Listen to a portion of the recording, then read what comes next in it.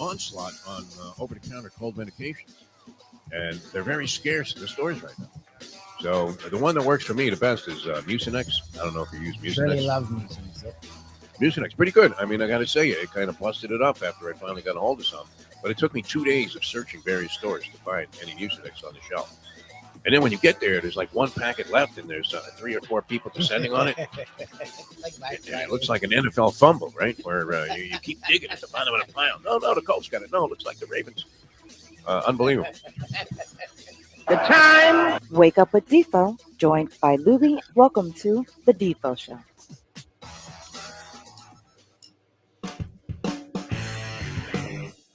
Yeah, we made it. We made it to Friday, a Degenerate Friday. Good to be with you here, the Defo Show. Jeff DeForest, and very handsome and looking very tall, Mike Lubie Lubitz. I seem to be shrinking on these sets, and you're getting taller. Are you sitting on a phone book or something? No, the old trick. I'm like closer to the. I can move the screen. Oh, okay. Yeah, it's just the way the shot is set up. That's okay. You look good. And it's good that you have a position of prominence here in the program because certainly deserving. I mean, a great week. Mixed bag of people we had on the show. It was a lot of fun this week. Between yesterday with the lovely and talented one, Leslie Visser, who looked dynamite, by the way. Wow. She looked great. I'd give her. How did she find a way to go into like throwback mode, man? I mean, where it looked like she just stepped on the sidelines for the first Monday Night Football assignment. Unbelievable. Gorgeous. Yeah, speaking of people she worked with, did you hear about Billy Packer? Billy Packer checked out, 82 years old, kidney failure, supposedly was the main root of it, although I guess he was suffering from a variety of different things. I always liked Billy Packer. I mean, I was a Vitale fan, much more so. I mean, Vitale, a lot of people think he became a caricature of himself, which is kind of, a very clever way of saying that maybe the guy's act is getting old. I don't know that it ever did for me. I always liked Vitale. Vitale and Al Bernstein will always, in the early days of ESPN, will always hold a special place for me because I think they're two guys that made you really dig a sport that you otherwise might not have. If you were a boxing fan and you heard Al Bernstein in the early days, I don't think he does as much now that he's on all of these Showtime broadcasts. And I love Al. Got to work with him many times. Couldn't be a sweeter guy than Al Bernstein to work with. I mean, just always very accommodating in terms of even if you were the new guy on the crew, welcomed you in with open arms and made you feel like a part of it right away, which is a nice thing, right? When you're doing TV with shape-up crowds, but the other guys have all been working together forever, and you're part of a new infusion of talent into the scene, and maybe you replaced a guy that they were very fond of, who for whatever reason was now doing something else. But Bernstein was always great. The thing that really made him, I think, and really made the sport a lot more popular on ESPN when they had Top Rank Boxing is probably one of their only live events at the time. I mean, outside of like women's field hockey. Remember that early days ESPN? Were you cognizant? I mean, this is around the time that you were like barely even opening your eyes there, Lubie. I mean, it was established. It was around when I was growing up, but it wasn't this. It wasn't huge. Like no, you could have never envisioned this from watching Bobby Ches fights from the Toto skating rink every Thursday night. But Bernstein, he knew every little detail at the time, and he would relay this in a very, I mean, it wasn't like it was an over-imposing way where he was just like spewing out stuff that he knew that nobody cared about. But he really gave you a sense of even the first guys in the 4-round preliminaries, what they were all about, and had a good idea about, what they needed to do to win fights. So I thought he was very illuminating. And that's what, I guess that's the key word, right? If you're looking for color analysis and you're going to pay a guy $20 million to do it, be illuminating. Make it so you're watching the game or whatever, and you go, wow, that is brilliant. I didn't know that about this guy. And Vitale was like that for me. I mean, Vitale, his unbridled enthusiasm for college basketball, I don't know that college basketball was anywhere near as popular, especially during the regular season, as it eventually became. And a lot of that was developed by ESPN when, they had nice, cheap entertainment sources because they didn't have to pay the players or anything like that. And they were able to buy rights for next to nothing, college basketball. And I thought Vitale really brought it to light. He did exactly what you want. He kind of illuminated the game and made you feel, even for some schlep point guard that was averaging 5 points a game, that he had a place and a meaning out there on the floor and that he would be of some significance. So always liked Vitale. But Billy Packer was thorough. Packer. he was not offensive. It wasn't like he was Jay Billis and he was talking to you as if you knew nothing about basketball, like you never lifted a basketball. And to make basketball overwhelmingly Mayakian and complicated is as foolish as it is in football, because basketball is an even simpler game. It's how many plays are there in basketball, right? When you really look at what's going on out there, right? Remember, I mean, I remember being in some youth leagues when I was like 7, 8 years old, and the first thing they did was they ran the weave up at the top of the key.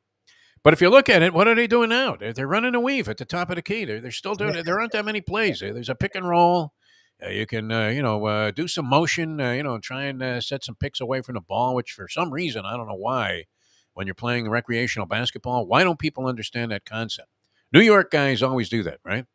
You throw the ball over here when you inbound it, and immediately run over here and pick the guy. I was gonna say, Pick the guy's man who's coming towards the top of the key, right? And all of a sudden you've got a free shooter, and now you're able to extrapolate and do things off of that. All kinds of variations can happen, right? Not like I'm Jim Valvano drawing up a play, but I mean, it doesn't take a genius to figure out that if you get somebody out of sync in the defense, you're going to have an advantage somewhere, and then it's up to the team to move the ball around and find it, which is great. But outside of that, I mean, how many plays are there, Louis? I mean, isolation, is that a play where four guys go to one side of the court, the old Jordan isolation play? And you have one guy just working, hopefully one-on-one, and he gets to the basket somehow. Or I don't know. Rarely do you see a guy dish it off in those circumstances. Not complicated, but Packer didn't make it complicated.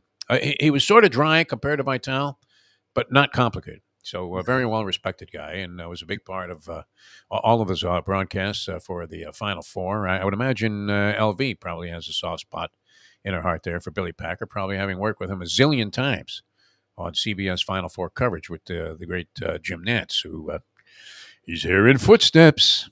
Yeah, boy, not just Iron Eagle gunning him down, but Noah Eagle might replace him. Isn't that something? Iron's taking over for his basketball, because I saw Iron working with Raftery. Yes, he is. So at least he's number one in college basketball, so you know what's next. Well, and I believe this will be the last year that Nantz does the Final Four.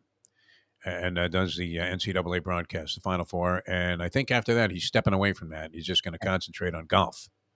There's a 16-footer. Oh, and it slides right by the hole. That'd be great to do golf. Man. Gus Johnson doing golf would be great. Holy shit, he missed it. They can curse. Shake.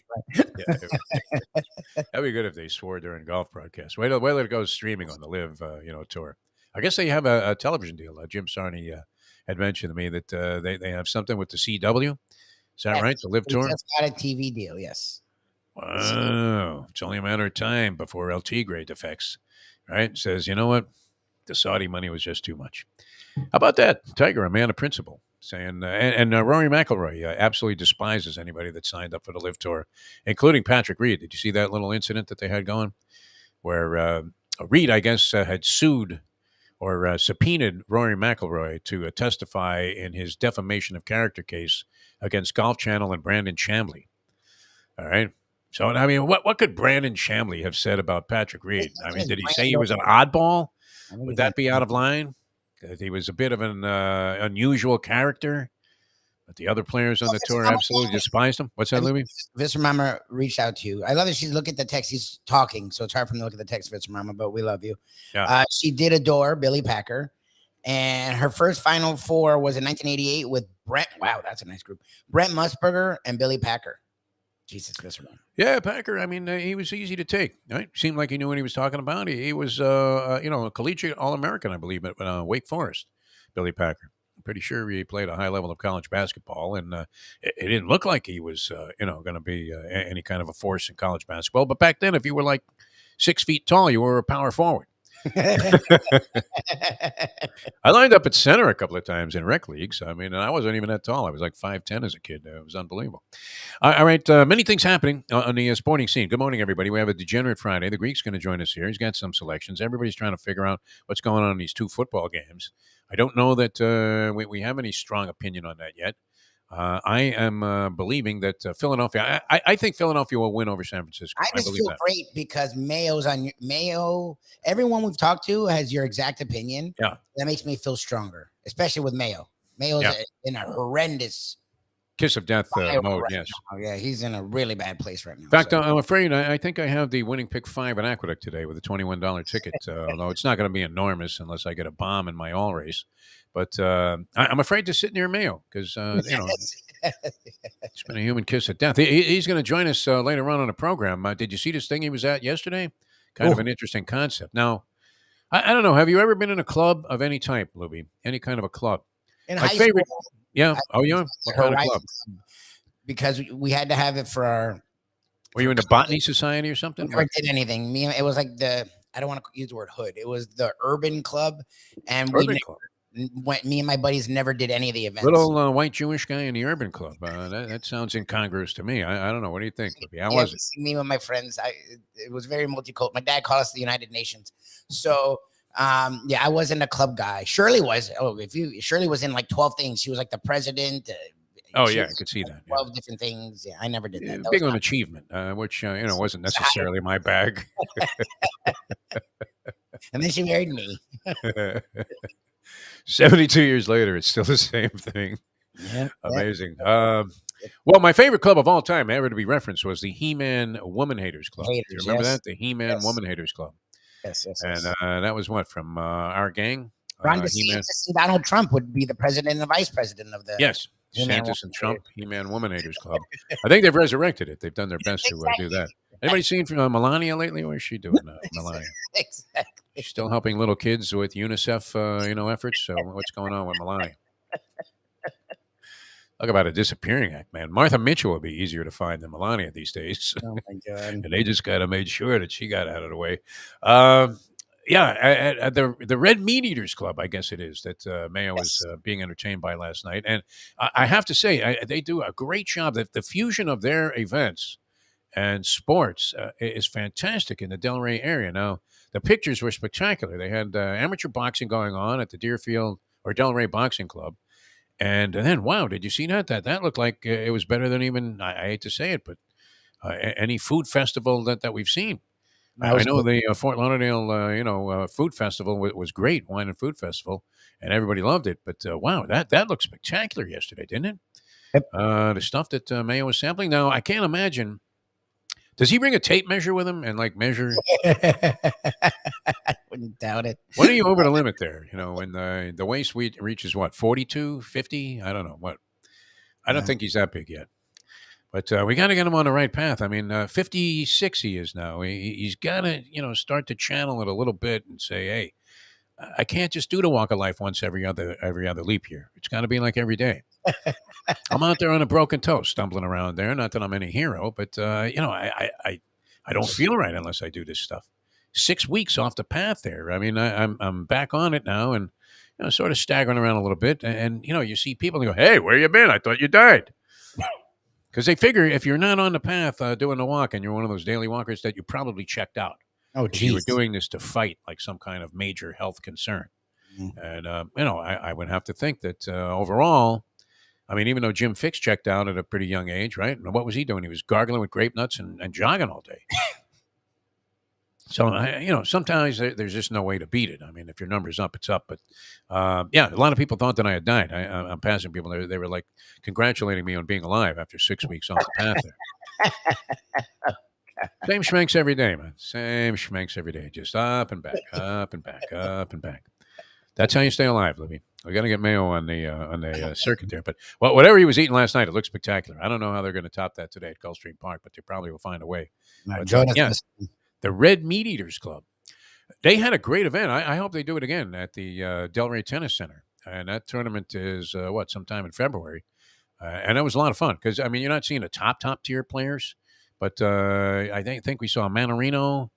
And who's the guy? He's got a Japanese name, but he's American. And Nakashima, Tommy Nakashima. Nice. Brandon Nakashima is the guy's name. And he sort of made a little ascent last year, but that's the caliber of player that you're seeing at this tournament. And, I guess the winner, who's the tall guy that everybody hates? The American guy. He wasn't in the Australian Open. Got a beard. He's like 6'8". He's a giant. I mean, and what a monster serve, as you would imagine. usually wins, just based on that. Goes to a lot of tiebreakers like Isner. And he was. I think he ran. I think he was the runner up there. Might have even did Casper Ruud play in that tournament? I mean, this guy really made an ascent. That's possible.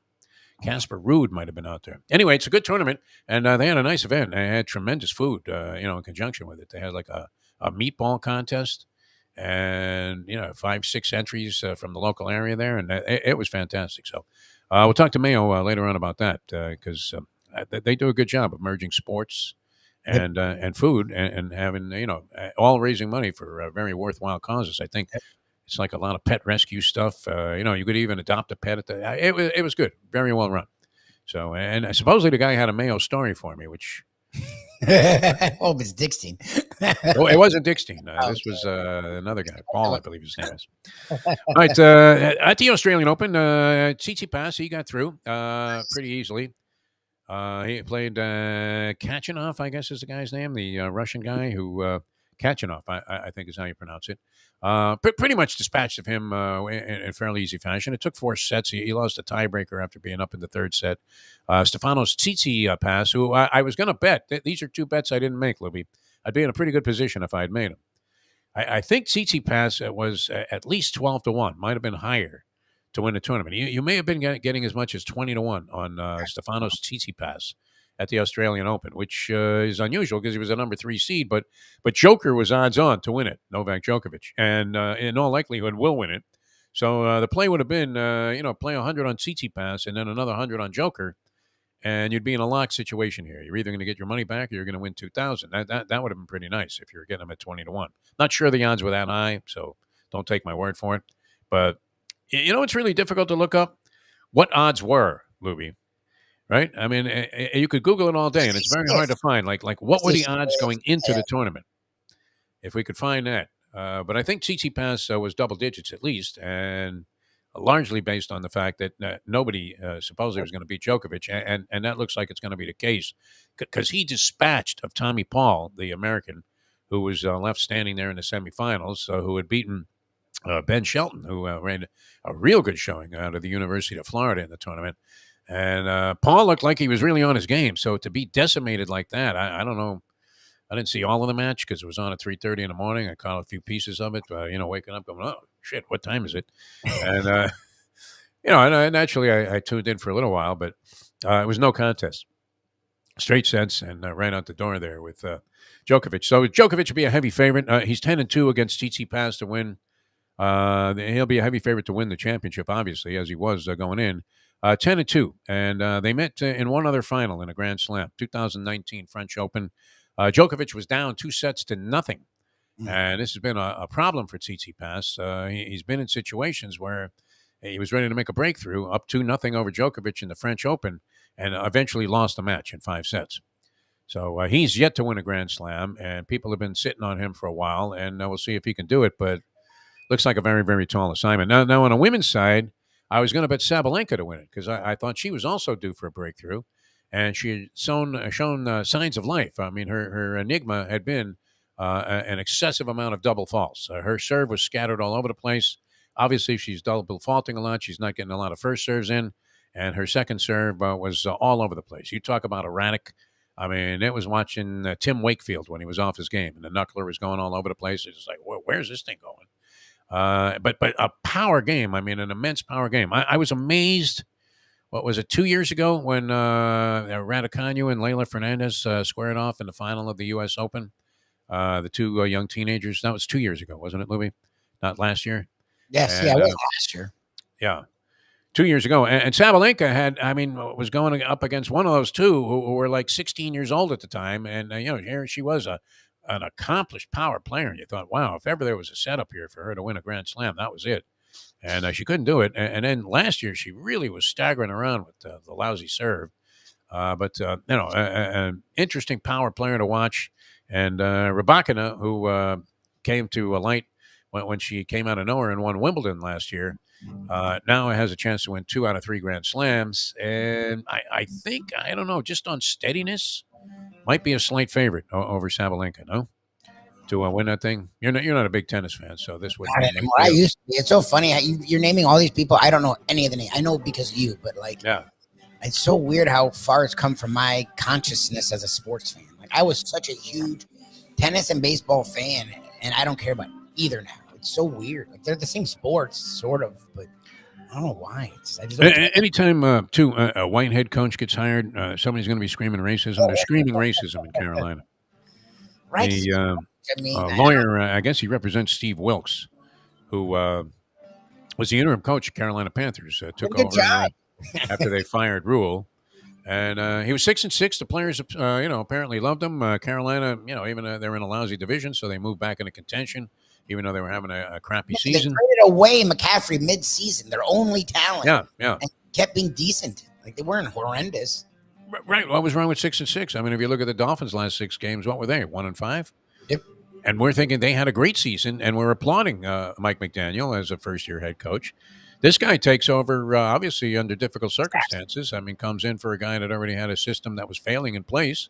Yep. And, had, not necessarily gotten the most out of his players. Matt Rule, who'd been there for a while and was a genius college coach, immediately got hired on the college scene again. And did a good job and literally no consideration, right? Now, Frank Reich is an accomplished coach and, a guy that's been around football forever, orchestrated that marvelous comeback many years ago against the Hurricanes in a game that I left at halftime when he brought, what was that, Maryland back? With like 5 touchdowns in the second half, and Jimmy was left just spanked and disgraced. And once again, my buddy Mike Fernandez and I had the distinction of leaving one of the greatest comebacks in the history of sport at halftime. Thinking, this thing's over, like everybody else did. Unbelievable. But, had a credible record with Indianapolis. Indianapolis didn't look like they were in any great shape this year. They have quarterback problems, obviously. Frank Reich, was off to a crummy start this year. But, not that he's undeserving of getting another head coaching job. It's just, what's the point of having this Rooney Rule in place? The diversity and all of that in professional sports still is, at a horribly anemic ratio. Did they interview black guys? Like, do we know if they interviewed? Yeah, I think they did. Yeah, they had to, right? They did their obligatory. They went to the grave of Gene Upshaw. Yeah, it's just annoying that they look. Gino, you want the job? Oh no, okay. Rest in peace. The Flores was wrong because he actually got jobs, and he's being considered again. So he's actually the wrong person. It's like Kaepernick being the face of the movement when he doesn't even vote. Like you can't. Yeah. It's a little oxymoronic. So like Flores actually is an African American / Latin guy that gets jobs. So you can't really have him be the face. However, he wasn't wrong. It is like I feel it kind of smacks of being a joke. I mean, when you have a guy that's already coaching there, I mean, would it be worth giving him? I mean, are you that much better off getting rid of that guy who seemed to have the team performing at a much higher level than would have been anticipated? Like you said, they traded away McCaffrey, for God's sake, their whole offense, the whole team. Yeah, and they have no quarterback, right? Aren't they quarterbacked by like Marcus Mariota? Is that the Carolina? It was Darnold and. Yeah, it was because they got rid of Mayfield. They got rid of everybody, right? It was like Darnold. People forgot Darnold's even in the league still. Unbelievable. I don't know. So I mean that was that was another one that raised some eyebrows, but no comment from Roger Goodell. Look, you can't tell somebody who to hire, and if it's just based on a single individual basis, if you don't take the whole ugly picture that there's a scarcity of black head coaches in the league and has been for a long, long time. All right. Is Carolina out of their minds by hiring Frank Reich? No. No, he was solid. No. Should they have given this guy better consideration since he was already in their organization? You would like to see that, no? Especially since, they're supposedly on this mission to promote diversity among coaches. There's one black general manager in baseball. He just got hired. A guy named, I think his name is Dana Brown. I mean, so it's amazing how short all of these pro entities are when it comes to addressing a problem that they say that they've been addressing and pretend they pay token homage to the idea that they're really behind this whole thing of trying to bring about some level of equality or parity and in terms of percentages of black head coaches and executives, but by comparison to players, which what I mean, is it not a little bit out of whack that all of these young black players want to be led by stodgy old white men? It's crazy. It's a joke. Yeah. All right, touchy subject that I don't think will ever be corrected in my lifetime. I mean, it's just not going in that direction. Big game in the NBA last night was the Knicks over Boston in overtime. Yes, look at those Knicks. Knicks come back from 15 down. Julius Randle was, being panned early in the season, but he's had a series of monster games lately, including that last night. And Mahomes, I mean, what is he doing? He's playing hopscotch out there. It's unbelievable. Jumping rope. Looks like Danny Little Red Lopez getting ready to fight Salvador Sanchez. Jumping rope this way, that way. You know, you're like, how can you do that, man? What kind of coordination is that? That's off the chart. You're not even known for your footwork. Okay. I mean, he's doing the Riverwalk dance. He's doing everything. He's doing the river dance. He's doing the river dance with Andy Reid. Having a good time, chucking the rock around. And Kansas City is now the favorite. Nobody knows what to do with this game, Louie. Everybody's mashugana about this Bengals Chiefs game. Nobody knows what to do. I'm just standing pat. I don't feel confident about either team, but I picked both these teams before the playoffs started. I'm just going to ride the wave, see what happens. I like the fact that both of us are on the complete opposite side. At least for once. The two of us are on the opposite side of both games. That's what I meant to say.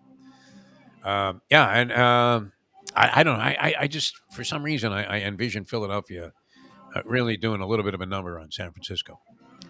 I think, the stat that jumps out. Is real. Like we were talking with Brandon Lang yesterday, and you know what? They have 75 sacks on the season as a team. That's scary. And, it's not like they have, I mean, even if you had one guy that had like 25 sacks, you still have to have many other people that are capable of putting a lick on the quarterback.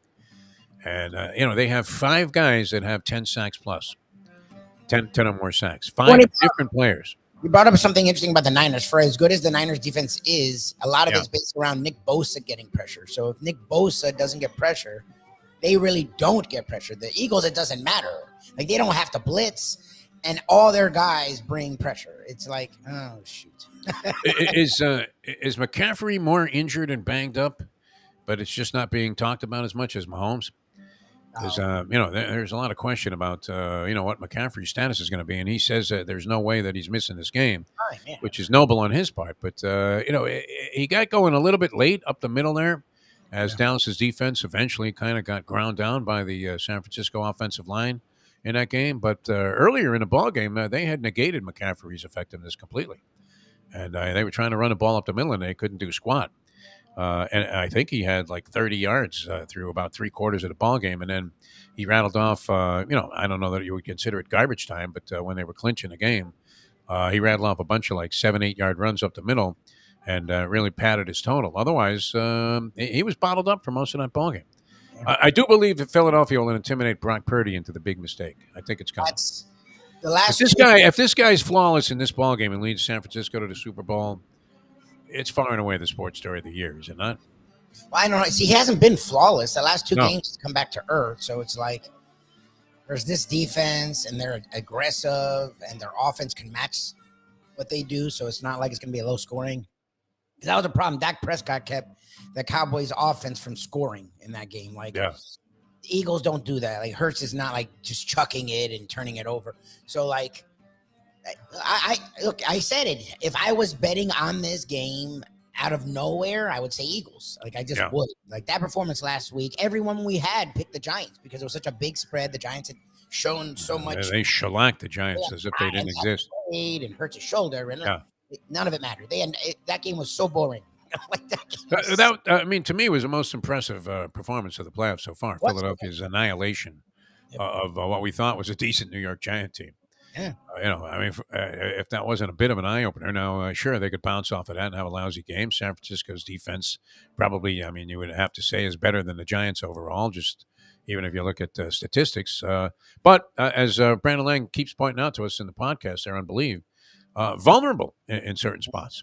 Yep. And they've been victimized and given up a lot of points against offenses that were led by quarterbacks that you would consider of a schmink variety. So, if you look at Jalen Hurts and the way Philadelphia's been performing offensively, and then figure Purdy's going to be under a lot more pressure in this game than he has been at any previous time with Philadelphia's defense, getting 75 sacks on the season.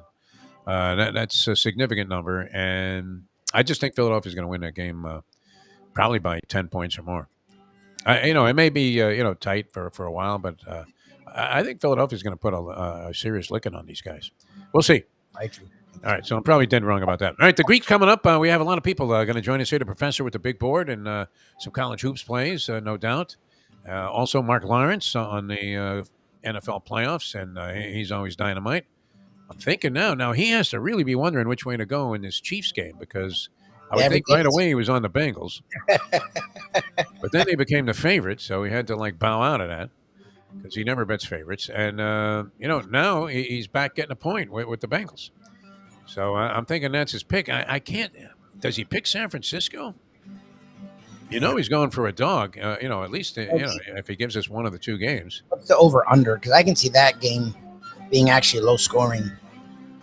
So I could see that game. It could be. It figures to be low scoring. So I'm going to go with the over on that game. Yeah. We'll find out with the Greek. The Greek is very good at over/unders, and he's probably only betting the first quarter of both of those games.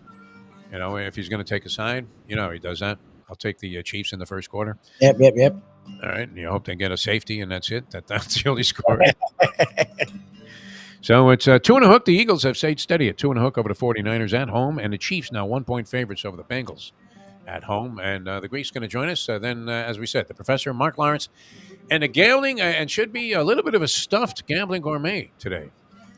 Because, we know that he probably had other engagements food-wise during the day, and then that looked like a ridiculous way to finish off the night. If you were sampling a little bit of everything, my God.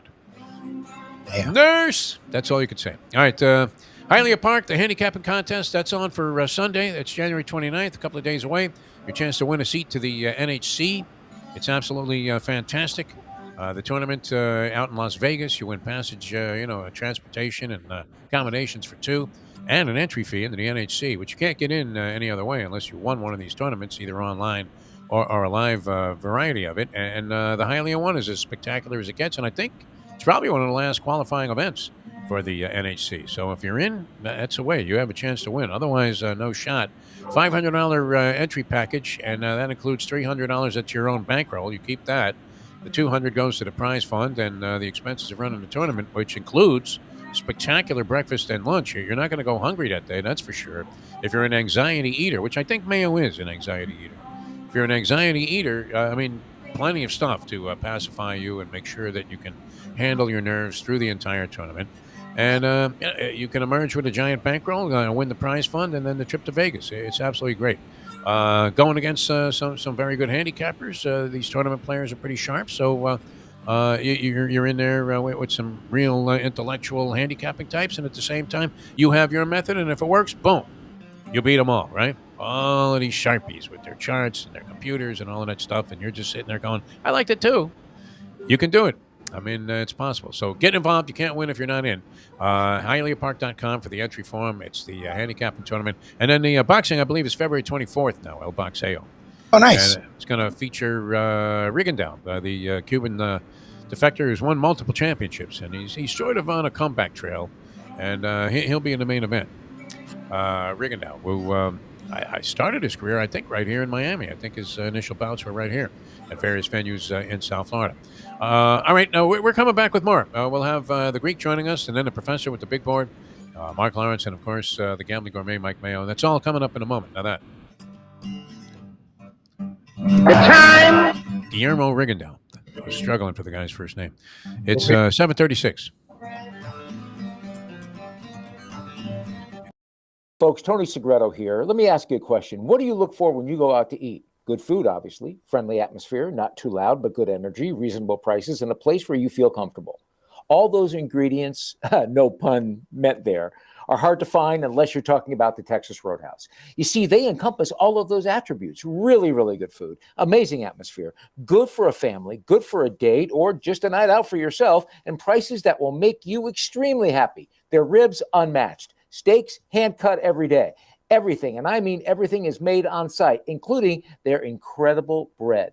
It's the one day, folks, that you can forget about low-carb diets. Trust me when I tell you, Texas Roadhouse, your restaurant, your destination when you say, where should we go and eat tonight? From the newly renovated sports bar to the beautiful bayside views captured at the Tiki Bar, Jimmy Johnson's Big Chill has it all. Located at mile marker 104, the Big Chill also offers waterfront dining while experiencing breathtaking sunset views of the Florida Keys. It's simply the hottest spot in the Keys to cool off. That's Jimmy Johnson's Big Chill at mile marker 104 in Key Largo. For more information, call today at 305-453-9066. Recently, we realized it's not just hurricane season that can hurt us. Any time of year, things can happen to your home or business. And the insurance company can be your friend, but they also can be your enemy. Horizon Public Adjusters, Justina Testa, are here for you to help this process go so much easier. Before you call the insurance company, call Horizon Public Adjusters and Justina Testa at 954-809-8752. So I like when the guys on the CBS pregame show, like Boomer and all of the crew there, they're picking games without the point spread. And then they're unanimously, on the side of the favorite. Picking games without a point spread is like telling somebody that you banged a girl last night and she was a hooker. I mean, that's the way I look at it. Got home last night, yeah. We now return to the Defo Show. All right, welcome back to the show. Engaged in a Degenerate Friday, and then later on today, speaking of degeneracy, we'll be out at Gulfstream Park, and that's going to be a prelude day to the Pegasus. I do have my pick 5 picked out at Aqueduct. Very chalky, though. Lubie, it tastes like milk of magnesia. In fact, I got a dry taste in my mouth right now. We welcome to the show. Always a pleasure to welcome this man in on a Degenerate Friday, and the author of that previous quote. Although I guess betting games without the point spread is kind of like a vow of celibacy, isn't it? Just why even bother having sex at that point? We welcome to the show the Greek. Greek, how are you, my friend? I'm good. Sitting in traffic on 95, nothing unusual. Getting ready for a regular Friday. I was at Gulfstream last Saturday and had a good day and hit the first race, number 7, Frank Sinatra's favorite color, orange. Nice. Paid $28. So that's my method of handicapping horses. The usual 100 on the 5 biggest long shots? Yeah, 4. We're going to cut back. It's a tough year. Well, that got you back 14, and if you quit there, I mean, quitting while you're ahead is not the same as quitting, as they said in American Gangster. Yeah, you're right. No, I agree with you 100%. No, the track's great. I know they're getting ready for the Pegasus, which is tomorrow, and that's with the 13th race, and it should be fun. I mean, I think they really have done a lot with that track. I mean, they keep it beautiful. They really have upgraded a lot of areas, which is nice. Yes, and also for the track itself. I mean, my man Billy Badgett, I run into him now every Friday, it seems, when I'm out there. And he was always a huge supporter of all of the shows that we did and a main impetus behind us being there, along with Mike Nyman for many, many years, which extremely enjoyable being out there in the morning doing a radio show. And now just as much so now that there's action out there during lunchtime. But they have done a dynamite job of upgrading all of their racetracks. They always had a good surface for the main track, and the turf course was drying out a little bit. They redid that. They put a lot of time and effort into that. And they put in the tapeta, the synthetic, so that during the summertime, you wouldn't have so many scratches out of turf races, which were hard to schedule. And I guess also there are a lot of horses now that compete on the synthetic only and or prefer that surface. But great job. And they put in what? The carousel? I haven't seen that yet. Have you been to that part of the track? The carousel? There used to be, I guess it was the South Tiki Bar? North Tiki Bar. No, I didn't see that. I didn't see that. No, they've done so many areas. Like I said, they're all ready for the Pegasus. I was there last Saturday with Tito's, and it was nice. I mean, but the track, I mean, I noticed a difference, obviously going there for a long time. Yeah. And everything's very manicured, maintained. There's always somebody cleaning up, and it looks really great. It really does. I mean, I hope they can, down the road, they get sports betting and, maybe they make the casino bigger. I think it'll be a home run. Yeah, doing well regardless. And, this is a big, big event coming up tomorrow. All right, how'd you make out last weekend on your games? And what are you looking at this week, Greek? You have 2 games left on the schedule. I mean, I think both games are very tough. I did a little thing last night. I spoke at a place for betting with a bunch of people. And, the thing with Mahomes is like when you bet baseball and you bet a favorite in baseball, and say the pitcher's an ace and he's 9-5, and he gets blown out in the second inning, you still got to pay the odds. betting the Chiefs is very tricky because Mahomes could come out in the second quarter, third quarter. They might come, game time, 6:30 and say he's not playing. Yep. Like, you don't know what you're getting when you're betting the Chiefs, and that's the scary thing. I mean, and anybody who says different is wrong. I mean, you can go out there first quarter, and all of a sudden, he's not moving around well. And that's why I said the analogy of baseball, when you bet an ace, which I always tell people not to, because baseball odds are so high, you got to put up 9-5, and the pitcher gets knocked out in the second inning, you're still playing 9-5. I like the Chiefs. I bet them to win the Super Bowl a while ago. But realistically, I don't, it's Mahomes playing the whole game, and even if he plays, he's limited. I've never seen a line like this change based on sporting reports. Started off the Chiefs for 2, then the Bengals went to 2, and now the Bengals are getting 1. And everybody's just going by what they're saying. Like say Mahomes was in practice. Mahomes, they don't practice. They just walk around. Like, they're not hitting each other. There's not nobody after Mahomes. I mean, you'll get hit more times going to your refrigerator tonight. So there's really there's no, bearing of watching him of how he could do. Burrow's beat him 3 times. They're a young team. The only thing that the Bengals have a weakness is their secondary little with Apple, that cornerback. Yeah. But I don't know, man. I want the Chiefs, but I think it's going to be tough with Mahomes. And like I said, I think if you're betting and you bet the Chiefs, you're betting a wild card team because you don't know how he's going to be, despite what he says. Greek, look, and I know your buddies, and you warn them against this, but I know a lot of your buddies will do the in-game thing. Is this where you would go in-game then? Because you get to at least get a feel for Mahomes, the Chiefs, the game, and it's so close. It's not like it's going to kill you either way. Like, is this the place where in-game? I mean, you can bet in. I mean, I think I'd be more comfortable betting when I'm in game second half because, again, you could bet in game in the second quarter with 10 minutes left, and the next play he comes up hobbling. And Chad Henning, he did a good job last week. Everybody keeps telling me he went 98 yards. He didn't go 98 yards. There was a roughing the penalty, 15 yards, and there was a holding, 5 yards. So he went 60 yards. So I don't know. And see, the thing is with Mahomes is you got to realize when he's not scrambling, then the defensive backs, they can play man-to-man. Yeah. They're not worried. They play a zone when he's regular because they got to watch him. So it does inhibit it. He's a little limited. If it was a pack-up quarter, somebody like Marino was or Rodgers stays in a pocket, you don't worry about it. But, I worry that he's not going to be able to, be 100. He's not 100%, but he's not going to be the quarterback that he is, that he can create. He keeps plays alive. He throws under his arm. He goes to the line. I don't see that all happening. I hope it does, but I just don't. That's just my, thought on the game because of the injury. Yeah, very much up in the air. And we were thinking that they should portray him as being a pathetic cripple at this point. And, and have Cincinnati thinking that he's not going to play. But instead, it's just the opposite going on. So maybe it's a conspiracy theory, but drawn up, from the other side where they make it appear like he's in perfect shape. Because he had a breakdancing video he put out yesterday with Andy Reid. Did you see that?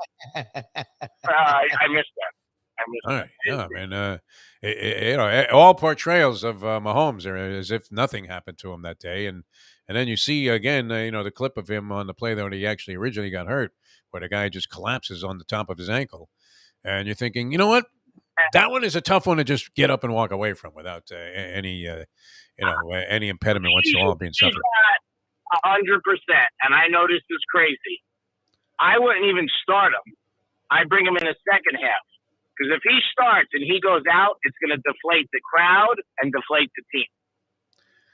Yeah. I mean, they're acting like he's fine. So that's an interesting one. And the line now back in favor of it's kind of like, I'll never forget this. And I mentioned it earlier this week. Muhammad Ali was, absolutely finished at the end of his career. Shouldn't have been fighting anymore, as a lot of people know. He goes in against Larry Holmes, right, in Las Vegas. Yeah. And my buddy and I are going out to the fight. And at the last minute Ali had been in pathetic shape. I mean, he didn't even bother trying to get in shape for his most recent fights. And, he had like blubber hanging over his, waistband. And then all of a sudden he was taking his thyroid medication, which probably, wasn't necessarily a good omen to begin with, that he needed this medication to start out. And he looks like he's cut. They put a picture in the paper of him the day before the fight. And he's weighing in at like 224 with a ripped set of abs. And so everybody sent it in on Ali, who got so annihilated in that fight that I think if you look back, you'll see Holmes from like the second round on begging the referee to stop the fight. He doesn't even want to hit Ali anymore. But everybody got fooled by the picture, that Ali looked great.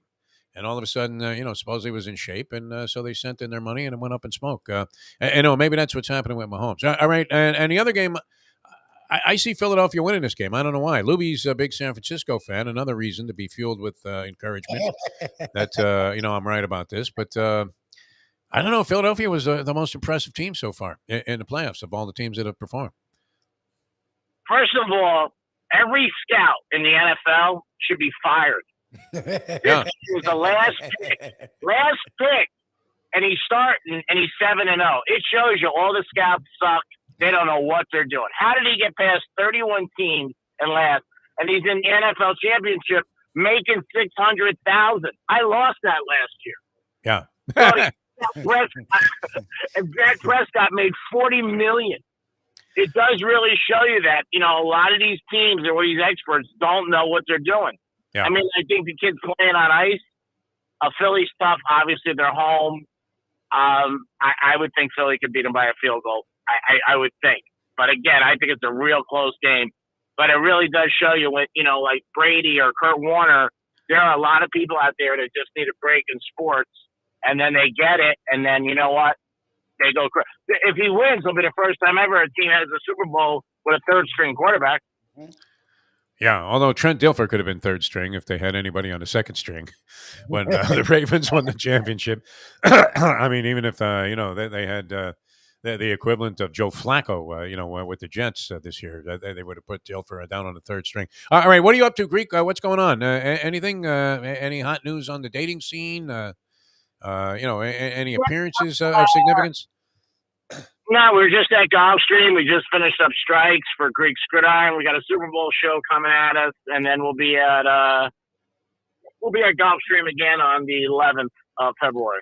But I know are you going to Pegasus tomorrow? No, I'm not going to go out there tomorrow. I'm not a big fan of those kind of events. I mean, I've been to the Kentucky Derby. I like it, but I much prefer the quiet solitude of sitting in a bar at a simulcasting place on those days. Although I used to love it, man, because you used to want to eyeball the chicks. And there will be, I mean, this is going to be a different level of personality at the racetrack. Yeah, Don't you think? I mean, they're trying to go for like a major event type of feel here, which I think they'll accomplish at Gulfstream. Is that on TV? Yes. Yeah, it's going to be NBC, I believe, televising the Pegasus. Yeah, no, it'll be great. I mean, you're definitely going to get hookers that are about 3,000 a night there. It's going to be pretty high end. Hang out at the carousel, man. I don't think you can lose if you're at that part of the track. All right, always a pleasure, Greek. Thanks so much for joining us. You have a great weekend. Good luck on your wagers, and we'll talk to you again soon, my friend. All right, Pete. The Greek, ladies and gentlemen. I was going to ask him if he was going to the Super Bowl. No. Who the hell would want to go out to Arizona, be impaled to a cactus for a week, and then get ripped off to see what could be? I mean, wow. I mean, any combination of the four teams that are left that makes for, as our good friend Al Bernstein, aforementioned Al Bernstein, would say, an intriguing matchup. Yes. Right. Oh no, I mean, there's no like random like team that you're like, oh, they're gonna get rocked. Like all four of these teams feel like they're teams of the now/future. Yeah, I mean, look at the Eagles. Just a couple of years ago, they were all locked in on Carson Wentz, thinking that he was the man of the future, and now Jalen Hurts, who I wouldn't, I'm straight up and straightforward with this. I mean, I would have never thought that this guy would be a top-notch pro quarterback. You could have given me a chance to give it the thumbs up 100 times, and I would have said, I don't see it, right?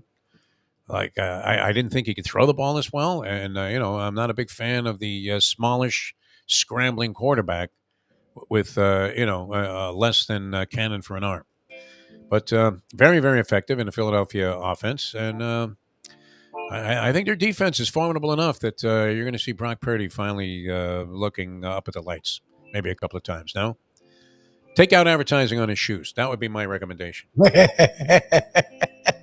We'll be facing straight up at some point. All right. We have the professor coming up. That's always good. And looking forward to that. Also, Mark Lawrence from PlaybookSports.com and the Gambling Gourmet. Could be a stuffed Gambling Gourmet today. As wow, I was just looking at the pictures that he sent out from last night. That looked sensational. Yes.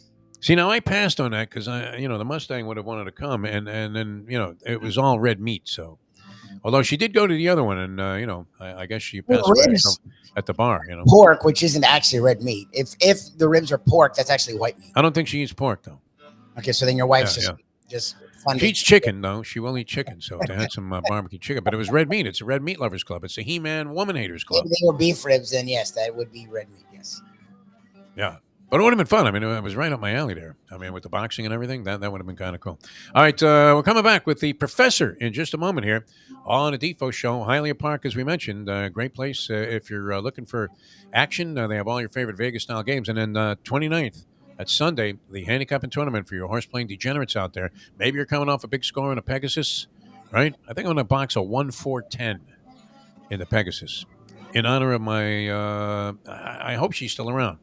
The lovely Norma Lee Costello, who when I first moved to Florida, we kind of hit it off and then ended up doing a bunch of things together. She was giving, believe it or not, Lubie, she used to call into the radio station, and I had to record this stuff and then play it later during my sportscast. What was doing race results from Calder Racecourse and the other tracks, of course. But actually, they gave her the time to give the win, place, and show pricing. Jesus. Imagine this on a radio broadcast now where they don't want to pay any attention to anything, right? You certainly would never get that anymore. I mean, that's a part of the maybe for good reason, right? How interesting was it to somebody that never played the horses to hear that Sir Faffy paid $250 to show? I mean, but anyway, so she always boxed a 1-4-10 in certain spots. So that looks kind of like could be a possibility there. All right, back with the professor in a moment. Now that. What are you saying, Lubie? You're mumbling on your breath like those are 3 horses you can throw right off the table. Mayo likes the 10-ball cyberknife. That's his thing. That horse figures to be in the money. They had him parading around a paddock yesterday on TVG, like a little walkthrough of sorts, like Mahomes. Looked beautiful. But, all horses look great before they actually finish 4th or 5th, with your money on. All right, it is 7:54. Ponies in Style at Champions, the outstanding simulcasting room at beautiful Hialeah Park. Yes, the grand old lady of thoroughbred racing has never been more vibrant, and you can wager on the races from the top tracks around the country while enjoying a cocktail at the Brass Rail Bar or any of the fine food served throughout the facility. If poker is your game, you're covered in style, and you can play all your favorite Vegas-style games, including blackjack, craps, and roulette, in Hialeah Park's sizzling hot casino. Get a player's card when you walk through the door for all kinds of generous amenities, including our favorite, free play, when you come out to the ultimate casino and entertainment destination, Hialeah Park. Hey folks, Tony Segreto here. Since day one, Catholic Health Services has been part of Old School. And since we've started letting people know about them, it's changed their lives. You see, Catholic Health Services, while being recognized as one of the top places for stroke rehab in the country, it's also about a group of people who not just excel in what they do, from the doctors to the nurses to the therapist, on and on and on. It's how they do what they do every single day that separates them from the pack. They do it with a passion, unmatched, and the inclusion of family in every step of the process. Trust me when I tell you this. If you want the best, unmatched rehab with a special group of skilled, caring people, there is truly only one place, and that one place is Catholic Health Services. These days, we're all looking for comfort anywhere we can find it. Thank goodness for Landlubbers Raw Bar and Grill in the Plantation location, because they are making sure you are as comfortable as possible. First of all, they're not only open for delivery and pickup. All you have to do is go to landlubbersbarandgrill.com for both pickup and free delivery. Their hours have changed a little bit. Monday through Thursday from 3:30 to 10, and Friday, Saturday, and Sunday from 11:30 to 10. You're going to have the best wings in the world. You're going to have a great burger. You're going to have their amazing soups. Again, Landlubbers, Raw Bar, and Grill. It's nice and easy. Just go to landlubbersbarandgrill.com for both your pickup and free delivery. Thank goodness for Landlubbers for making you always feel right at home. This has been great because as cold as Jersey Kyle has been with his Degenerate Stimulus Package horses, this man has been on fire with Australian rules football, to the point where people are calling him Crocodile as he joins us here on the show. The Crocodile himself, the Professor, now 14-8 in documented picks on Australian rules football. Professor, how are you, my friend? I'm good, Defo. In fact, not only am I 14-8 and picking Australian rules football, I am 6-0 in Australia's favorite national game. Is this or is this not a night? The best way to kick off your day is with Defo plus Lubie. We now return to the Defo Show. All right, welcome back to the show. Jeff DeForest, we got Michael Lubitz, the Lubinator, and always a pleasure to welcome on these Degenerate Fridays. The man behind the big board and behind many winning selections here on the program over the years, the Professor, joins us on the show. Professor, how are you this fine week? I'm good, Deef. How are you doing? Doing all right. You know what? Recovering from a bunch of shit. The broken toe seems to be healing up okay. Might be ready to go 100% by next week. The COVID is gone, so feeling okay. So that's a plus. Yeah. And, we're getting into February now and, still many, many interesting wagers to decipher. Have you looked at all at these pro games? I know you were upset about the Mike Tice thing in the Jacksonville backdoor cover. I am, and we may be discussing that in not too long here. Okay. But yeah, I'm looking at the games. As you just said, I think you could make a case really for any one of these four teams. Obviously, in Kansas City and Cincinnati, hi, Cat. We see Libby's cat joining us this morning. Yeah. You can make a case for any one of these four teams. I think when you look at Kansas City and Cincinnati, it's all about what you think of Patrick Mahomes' ankle. The line, I was surprised, honestly, to see that number open up with Cincinnati's slight favorite. It seems to be working its way back down towards maybe ending up a pick'em or even KC. Maybe like -1. I know a lot of people have thrown out Joe Burrow's 3-0 against Kansas City number. I mean, to me, hey, you go back and you look at that game from last year, and really what it was about Cincinnati's defense taking the top off the field and doubling up on Tyreek Hill. And then for whatever reason, Andy Reid and Patrick Mahomes couldn't be patient, couldn't just move the ball down the field. They kept trying to push the ball. And it backfired on them. I mean, but if you've watched the Chiefs play, that they sort of play a patient offensive game at this point. Yeah, they still throw the ball all over the field, but it's mostly, midfield stuff. It's not, they don't throw the ball over the top a ton. So I don't think you could necessarily look at that game plan working again for the Bengals. We'll see if they come up with something new. That Freddie Pacheco cat also has been running the ball very well for Kansas City, and they've done a good job. I mean, considering since he's black, I don't think he's actually related, though. Freddie Pacheco. Anyway. I mean, that's got to please Jersey, right? Because Jersey's literally the only Rutgers fan I've ever met in my life, and he's a Rutgers guy. Yeah. Well, you get occasionally a Rutgers guy gets in the NFL and really defies the fact that he went to Rutgers, as evidenced by the great Mark Bavaro. Basically, since Ray Rice, they're actually showing up and play, because I think it went from like Paul Robeson played 1 year in the NFL before he went and sang opera, and then there wasn't another Rutgers guy till Ray Rice. Yeah, well, I mean, Bavaro, obviously the most famous Rutgers guy, I guess. In the NFL. He's not. Bavaro went to Notre Dame. Mark Bavaro? Mark Bavaro went to Notre Dame. No. Oh, all right. I'm not wrong about that. He may have been from New Jersey because everything about him kind of reeks. Yeah, he's from New Jersey. Yeah, but he was definitely a Notre Dame guy. Never played at Rutgers, huh? All right. Nope. All right. I trust you as the authority on college football for sure. And I've lived largely under this misconception. Although Jersey might have convinced me that he did go to Rutgers, as he claimed him as one of his own. Okay. He may be from New Jersey because he certainly he kind of reeks of New Jersey. I'm sure he is from New Jersey. I'm going to say that. All right. He was really the start of Notre Dame having a rich lineage of tight ends who made the NFL. That's really run up all through. It says he's from Winthrop, Massachusetts. So I don't know. So that's even worse. Wrong about everything. Yeah. He's a mass. 100%. He's a mass hole that went to Notre Dame. Like he's become a very dislikable character in the last. Where did I get he was from New Jersey? Jersey. I think he had a cheesesteak once on a boardwalk in Atlantic City. Get that Jersey roll. Now I feel like you're giving New Jersey credit for the cheesesteak. Like you've gone Mark Bavaro and the cheesesteak credit to New Jersey. Like I don't know Pork, what the hell's going on. Like, what is it? Pork roll and cheese. He had a pork roll New and cheese Jersey's at a becoming Wawa. the new St. Louis. You're just crediting it with everything ever invented. Everything good that happened came from New Jersey. Yes. All right. What about this other game? I mean, it's kind of interesting. I never thought Jalen Hurts was going to. We said it a zillion times now. Was going to be a good pro quarterback. I mean, I don't does think he have a career in the pros? Maybe, but I mean, here's the thing with Jalen Hurts, and all credit due to this guy because he seems like a very humble dude, and coach's son and all that nonsense. Very serious though. He's nobody dead serious. Nobody ever wants to give him credit for being like that story, the coach's son who went and worked his ass off in college. They always want to talk about what a great athlete he was because, let's be honest, we still have to do like the race thing in sports, and like he's black, so he can't be the story we love.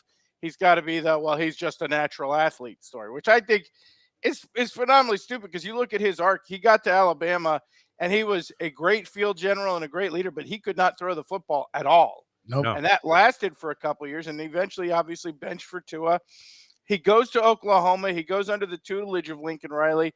He completely reshapes his game, becomes one of the best passers in the country his senior year, and ends up they took him as a second-round pick. I mean, like, if you remember his last year at Alabama, if you had told me he would have gotten drafted at all to play quarterback, much less a second-round pick.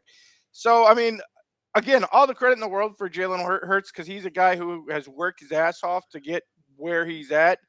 But right now, I don't feel like he's the story in this game. I feel like Brock Purdy is the story. And it's similar, and that's the one everybody wants to play. Well, he's Mr. Irrelevant. Well, okay, but he's also a 4-year starter at Iowa State. So for a guy who may not be that known publicly, he has played a lot of football. I mean, he has started a lot of games. Yes, in the Big 12, where they don't play a ton of defense. And yes, at a school that is not a traditional Big 12 powerhouse, although under Purdy. Yeah, I was going to say they won a lot. They were in it for Big 12 titles into December, pretty much his last 3 years there. So, it's interesting the contrast in the way the stories are sort of being portrayed because these two guys are actually very similar. They both come from football families. They both, rose at the college level and improved their skills at the college level and now find themselves very young, starting on teams that have a ton of surrounding pieces. So, a lot of coincidence in this game. No, he's acquitted himself very well. No doubt, Purdy. And as the Greek pointed out, you're wondering what's up with the scouts in the NFL. That this guy became Mr. Irrelevant. Everybody wants it's not a science. I mean, it is what it is. Like, you would think that if you're a scout, though, that you have some instinct to spot a guy every once in a while. I mean, you would think, but isn't this the same franchises make the same mistake? Because I will too, as someone who watches a lot of Big 12 football, nobody who has watched Big 12 football for the last 4 years thought Skylar Thompson was better than Brock Purdy. Everybody who watched Big 12 games would have told you Brock Purdy was a better quarterback. But the Dolphins, of course, took Skylar Thompson before the 49ers took Brock Purdy, I guess, because on top of it, Skylar Thompson adds the benefit of being a 37-year-old rookie. So, you not only drafted a guy who wasn't very good in college, but, he's got a very limited future because he's about to start collecting Social Security. Yeah.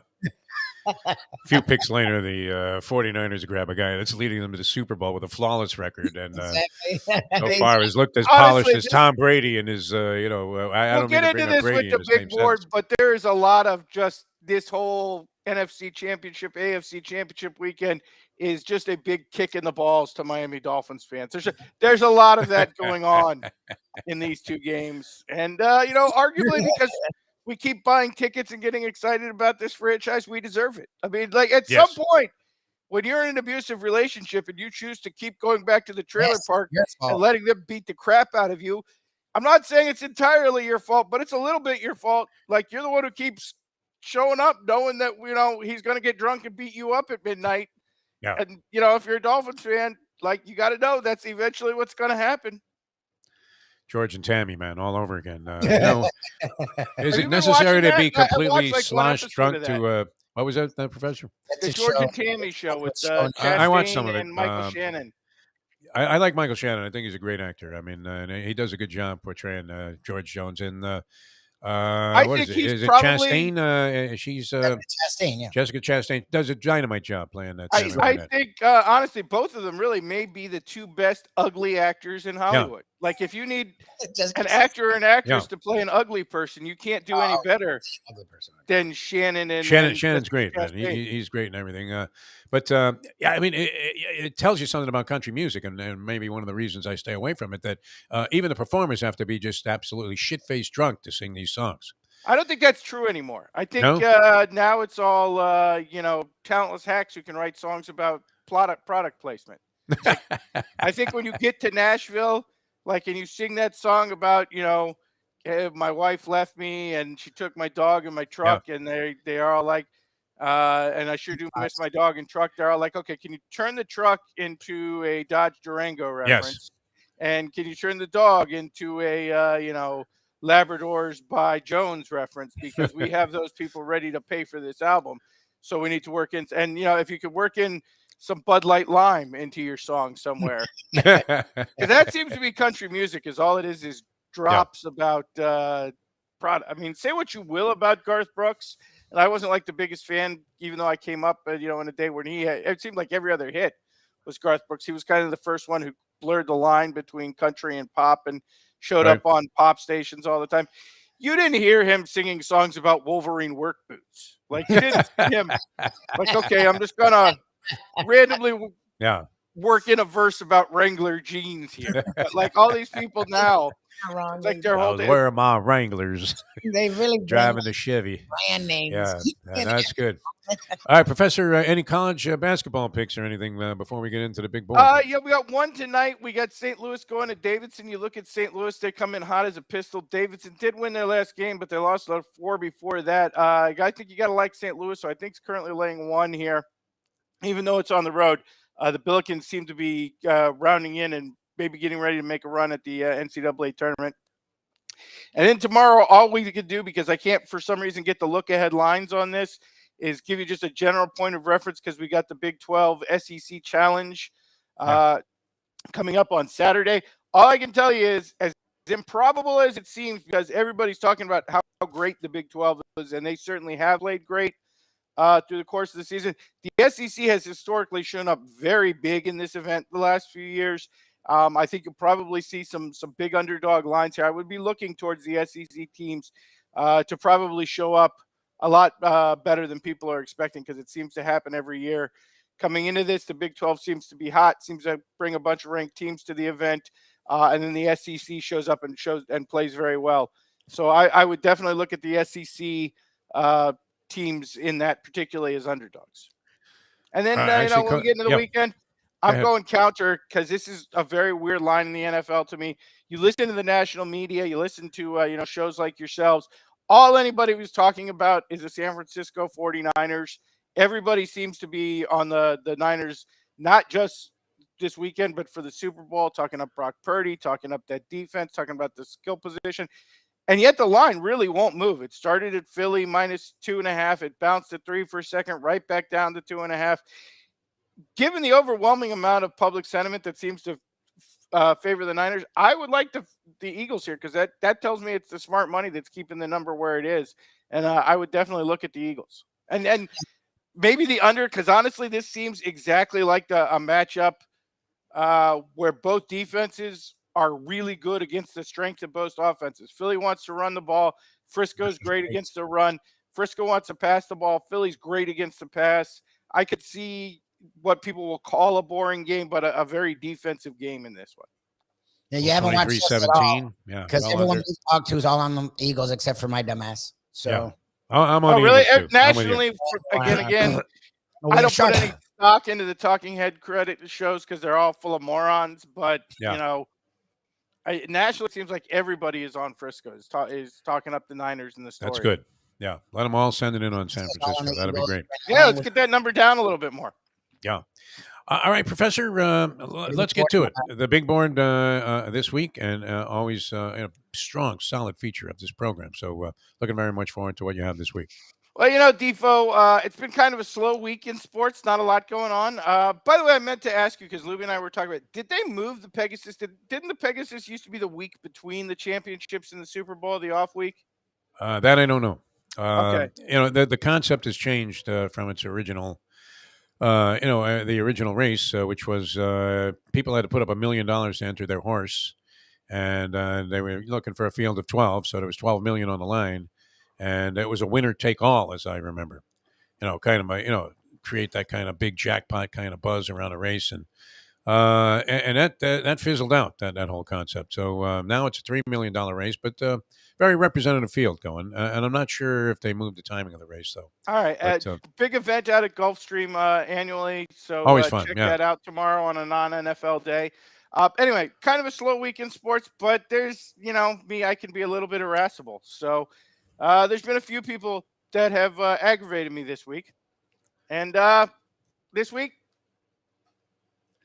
That's what we got is the big board of sports figures that can rot in hell. And it's not going to be the people you expect necessarily, because we can't just keep, digging in the Ben Affleck well. I will tell you, Ben Affleck is not going to show up on this because he's not a sports figure, although he can certainly rot in hell. Yeah. It's going to be people who have done something to deserve it. And we'll start off with two people who just cannot shut up ever. Cannot stay quiet. And for me, it's personally aggravating because it is, it's my phone that doesn't want to respond. There we go. It's Patrick Mahomes' idiot family. And this is actually very personally aggravating to me because I like the Kansas City Chiefs. I've always rooted for Andy Reid because, Defo, we've always had a less than subtle enthusiasm for the fat guys in sports. So I like Andy Reid. Who doesn't like watching Patrick Mahomes play? Patrick Mahomes might be the most entertaining to watch quarterback ever. And the guy's an alien. But then you got his idiot brother and his even worse wife showing up on TikTok and aggravating the hell out of everybody. Last year, famously, of course, she sprayed champagne over the entire crowd from her Sky booth where she was by herself because nobody wants to sit with her except his idiot brother. And did it after they beat the Buffalo Bills in the playoff on a night where it was like 15 degrees. And you got some moron, trophy wife spraying champagne. Early this year, she showed up complaining on Twitter about how their home wasn't completed yet after almost 2 years. Because really, that's what you want to listen to is Patrick Mahomes' wife bitching about how the new 10,000 square foot home she designed isn't finished yet. Oh, yeah, we feel really sorry for you, Brittany. The suffering. And his brother, who has gained a TikTok following for being Patrick Mahomes' brother, who uses it to complain about Kansas City bars and restaurants who don't seat him fast enough because of his celebrity status. See Mike Mayo. So note to Jackson Mahomes, you're not a celebrity. You're a celebrity's brother. And in case you haven't noticed it, since the days of Billy Carter, America hates celebrity brothers. We don't like those people. Nobody's out there being like, well, Don Swayze, he's a guy who you have to treat respect. Nobody's out there saying like, well, let's invite Frank Stallone to the party. Although he had a hit record somehow. Nobody was there saying, oh, Roger Clinton is coming. That's exciting. People don't like the idiot brothers. And a note to Brittany Mahomes, who has been with Patrick since high school, apparently. They went to Texas Tech together. Now they're married and have a couple of kids. You're not good looking enough to play the trophy wife and girlfriend role. Everybody in America who looks at you knows that you're very lucky to be where you are. Patrick Mahomes is clearly a very loyal and cool dude to stick with his ride or die girlfriend. Anti-Russell You are Wilson. not looking enough to be the level of diva that you are. So be happy, stay off of social media, and keep your mouth shut because you're making America dislike Patrick Mahomes, who is maybe the most likable quarterback I can remember and doesn't play for my team. I can't find any fault in Patrick Mahomes himself, but the rest of his family, you're borderline on making America hate the Kansas City Chiefs, which is tough to do because it's a very likable football team. Yeah. The idiot family of Patrick Mahomes weighs in at number 5 today. Number Professor's 4, big board of sports figures who can rot in hell. Number 4. Oh, and now the board cut out on us. Hold on, we're having some technical issues today. Traveling. What travel plans do you have there? Traveling the world. Yeah, be careful what pops up on your computer. Number 4, and this man has given us a lot of reasons for him to rot in hell over here, but he gave us a new one. Skip Bayless makes $5 million a year, and this is his kitchen. Skip Bayless famously showed up on social media this week doing a bit where he supposedly spontaneously, but it just happened to have a director and someone to film, of him throwing away his Dak Prescott jersey after he blew the game against the San Francisco 49ers, in Skip Bayless's opinion. And this is his kitchen. Skip Bayless, you make $5 million a year. My kitchen is better than your kitchen. First of all, you make $5 million a year, you've got an electric range. Are you kidding me? Number two, look at that backsplash, Skip Bayless. Yeah, a yellow and black backsplash. Like, I don't know if that was you or your wife, but if that was your wife, you need to divorce her for bad taste. Like, that's the worst backsplash I've ever seen. And finally, you've got a gigantic countertop microwave. What year is this? 1986? Oh, is that his microwave? Like, who this? Wow. And you got a towel on top of it so that in case you cook anything, it might potentially burn up. Like, who the hell has a gigantic countertop piece of appliance anywhere this year? You make $5 million a year. We shouldn't be able to see anything in your kitchen. Everything should be recessed into cabinets, ignoring the fact that your kitchen should be 10 times bigger than it is. And he tops it off by throwing it in a garbage can that's sitting there outside. He doesn't even have a garbage can hidden away in a drawer. The hell kind of kitchen do you live in, Skip Bayless? I mean, honestly, you're just not that there aren't plenty of reasons that Skip Bayless can rot in hell, but now we got it for his horrible kitchen and bad taste. Even I am offended by this kitchen. And it's worth mentioning, Skip Bayless's brother is a multiple-time James Beard Award-winning chef. Oh, really? Skip Bayless's father, yes, Rick Bayless, is one of the most renowned Mexican American cuisine chefs in the world. He has won multiple James Beard Awards. Skip Bayless's father owned a successful barbecue restaurant for more than 30 years. Cooking is in this man's blood. It's no wonder his family doesn't talk to him anymore. And very publicly look at what you've done to your family's legacy, that this is your kitchen, Skip Bayless. Classic, man. Straw that broke the camel's back with this. Right? I mean, like, there's already all sorts of reasons. A galley kitchen? Is that a galley? Like Skip Bayless, but I mean, good God, that's a terrible kitchen. How that show is still on the air. I mean, what is the enticement to watch that? Just to find more reasons to despise Skip Bayless. All they had to do was put up a picture of his kitchen, and they could have canceled the show. Given Shannon Sharp all of the money. All right, that's number 4. 3, Skip Bayless, guys that can run hell. I think a lot of people are on board with that. Yeah, regardless. Storylines of the week that I have done with national media. You can shut the hell up, people who cover the NFL, and that is genius coach Kyle Shanahan. Kyle Shanahan, never forget, is the scumbag who gave away a Super Bowl to the New England Patriots and Tom Brady. And not just a Super Bowl, the Super Bowl that they now made that stupid goddamn 80 for Brady movie. Who the hell is that movie for? Who the hell wants to see a bunch of 80-year-old women go to the Super Bowl and watch Tom Brady and the New England Patriots come back thanks to Kyle Shanahan giving the game away? So Kyle Shanahan, not only did you give away a Super Bowl ring, you gave away the story that inspired this stupid Jane Fonda movie. Because that's what the world needed, was a movie that combines Jane Fonda and Tom Brady. Like, honestly. Perfect, yeah.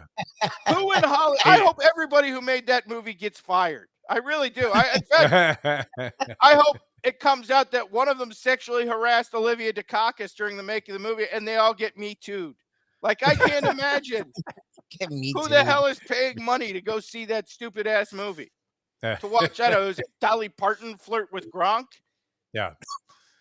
80-year-olds orgasming over Tom Brady doesn't exactly, sound like a successful formula, does it? And again, never forget, Kyle Shanahan is the man who is responsible for this. You're up 28-3. You've got, like 2nd and 7.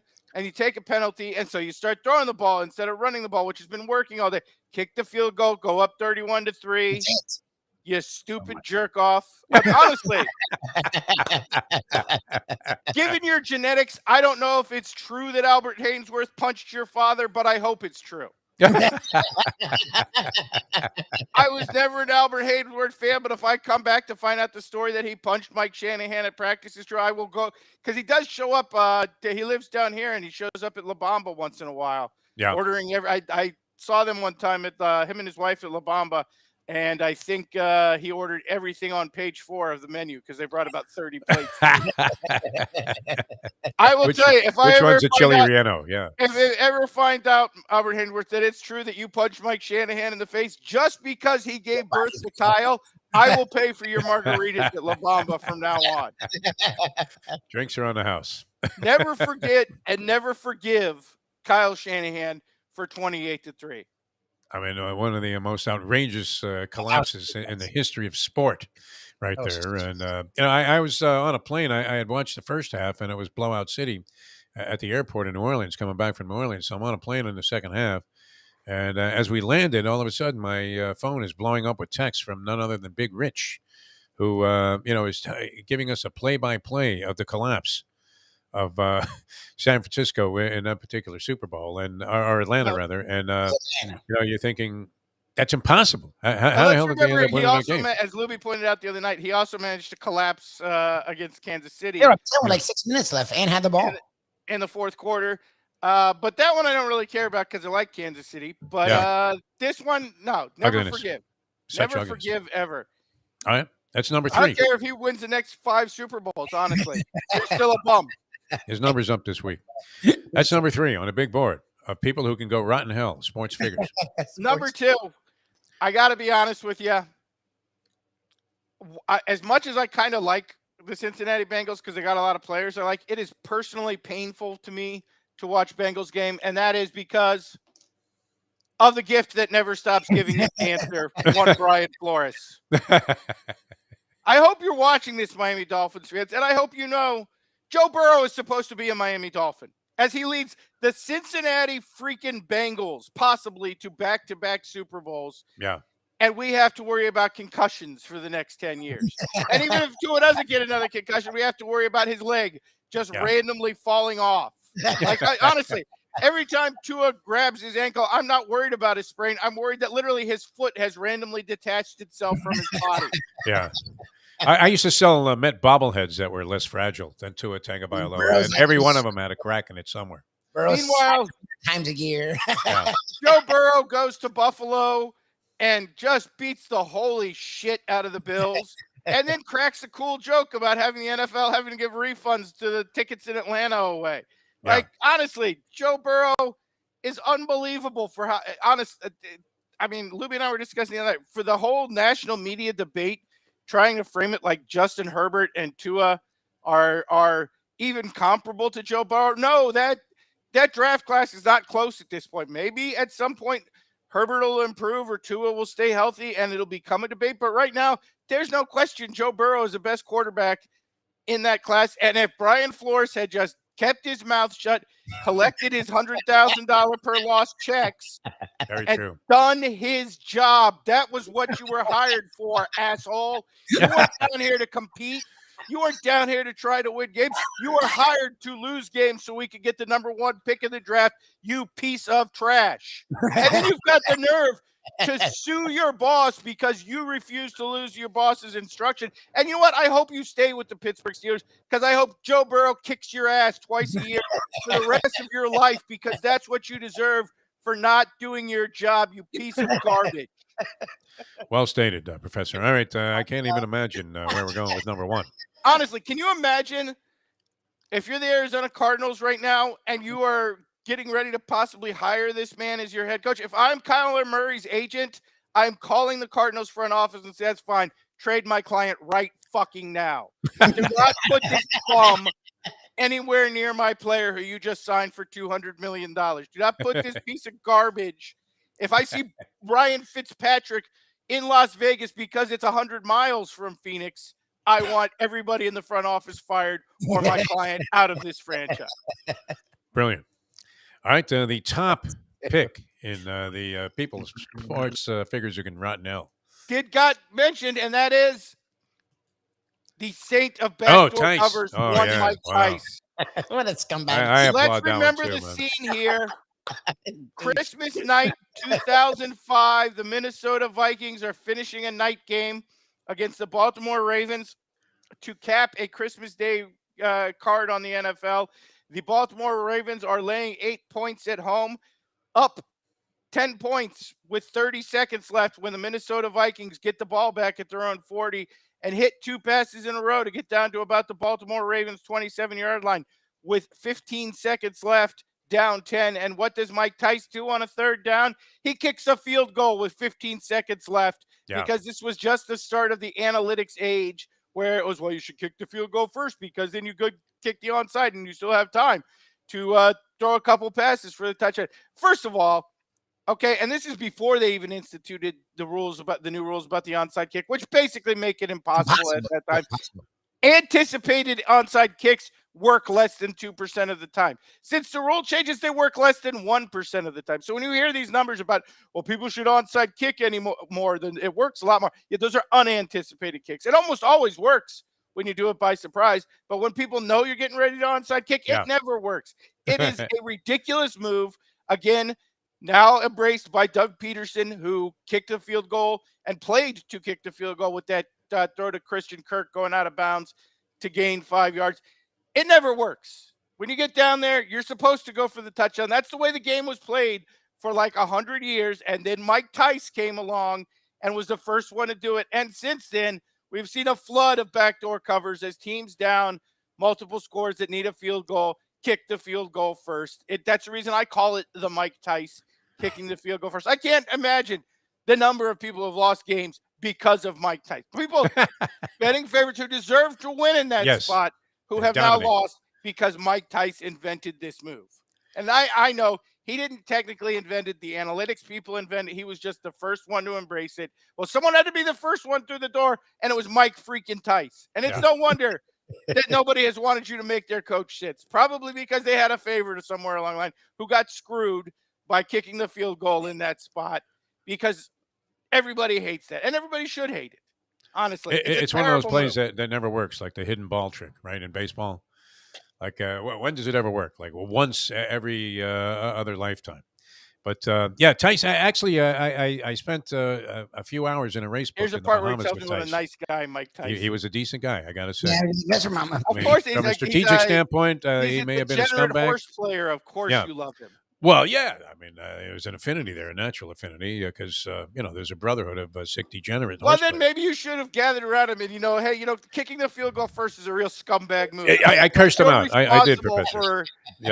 For a generation of coaches kicking the field goal first to get the backdoor cover. You're going to lose it. You know me, Professor. I told him what a clever move I thought it was, as I was making his acquaintance. Mike Tice deserves to get raped in hell by demons every time a coach plays for the field goal first. All right, excellent, my friend. He's the one who brought it to football. Great stuff. I don't know how you do it every week, man, but you're the best. You should get an Eclipse Award for the best segment on any streaming broadcast anywhere in the world. Fantastic. The big board, the college plays. We hope you're successful with that. Good analysis on the again. On the keep your eye on games. the SEC dogs tomorrow. They're likely to show up. They seem to every year. I'm sure Mark Lawrence can appreciate that too. Hopefully, Mark's got the look-ahead lines and can tell you the numbers. Like I said, for some reason, the site I used was down today. So. All right. Very good. Professor, outstanding. I will talk to you again very soon, we hope.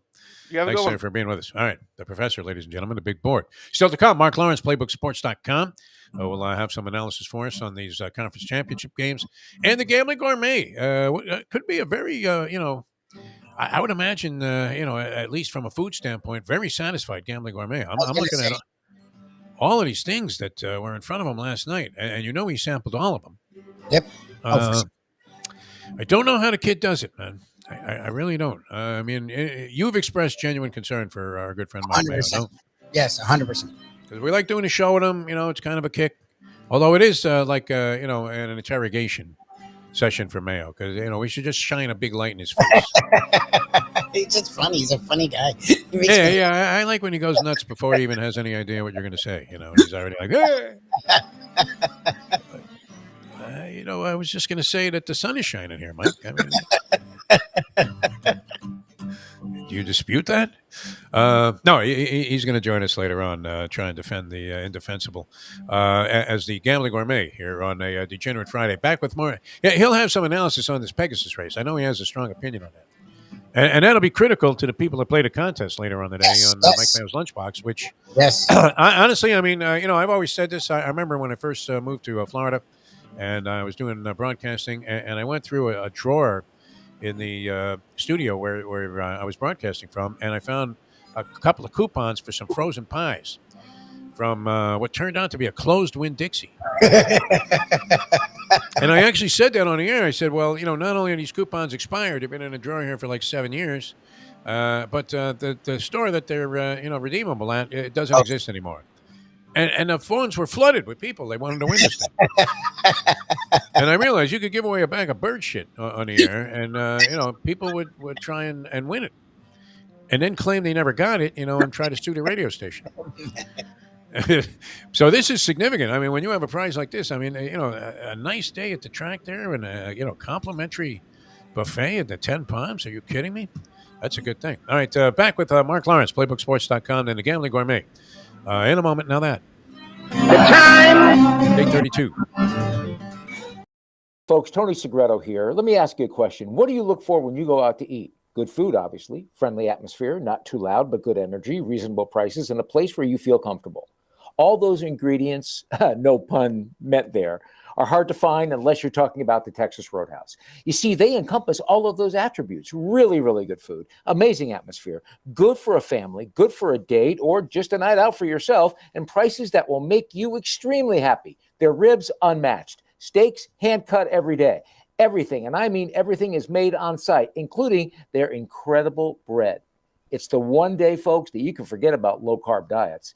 Trust me when I tell you, Texas Roadhouse, your restaurant, your destination when you say, where should we go and eat tonight? From the newly renovated sports bar to the beautiful bayside views captured at the Tiki Bar, Jimmy Johnson's Big Chill has it all. Located at mile marker 104, the Big Chill also offers waterfront dining while experiencing breathtaking sunset views of the Florida Keys. It's simply the hottest spot in the Keys to cool off. That's Jimmy Johnson's Big Chill at mile marker 104 in Key Largo. For more information, call today at 305-453-9066.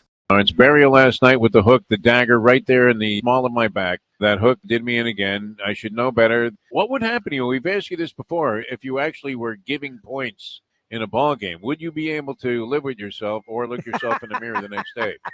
I would probably be ordering my last meal at the same time. There is nothing better than Defo. It's now time for the Defo Show. All right, the dogs are barking, and we're going to go right to the Kennel Club here, the master of underdog picks. From PlaybookSports.com, our good friend, World Championship handicapper, Mr. Mark Lawrence, joining us here on the program. And Mark, welcome to the show. How are you, my friend? I'm doing just terrific, Defo. How are you doing?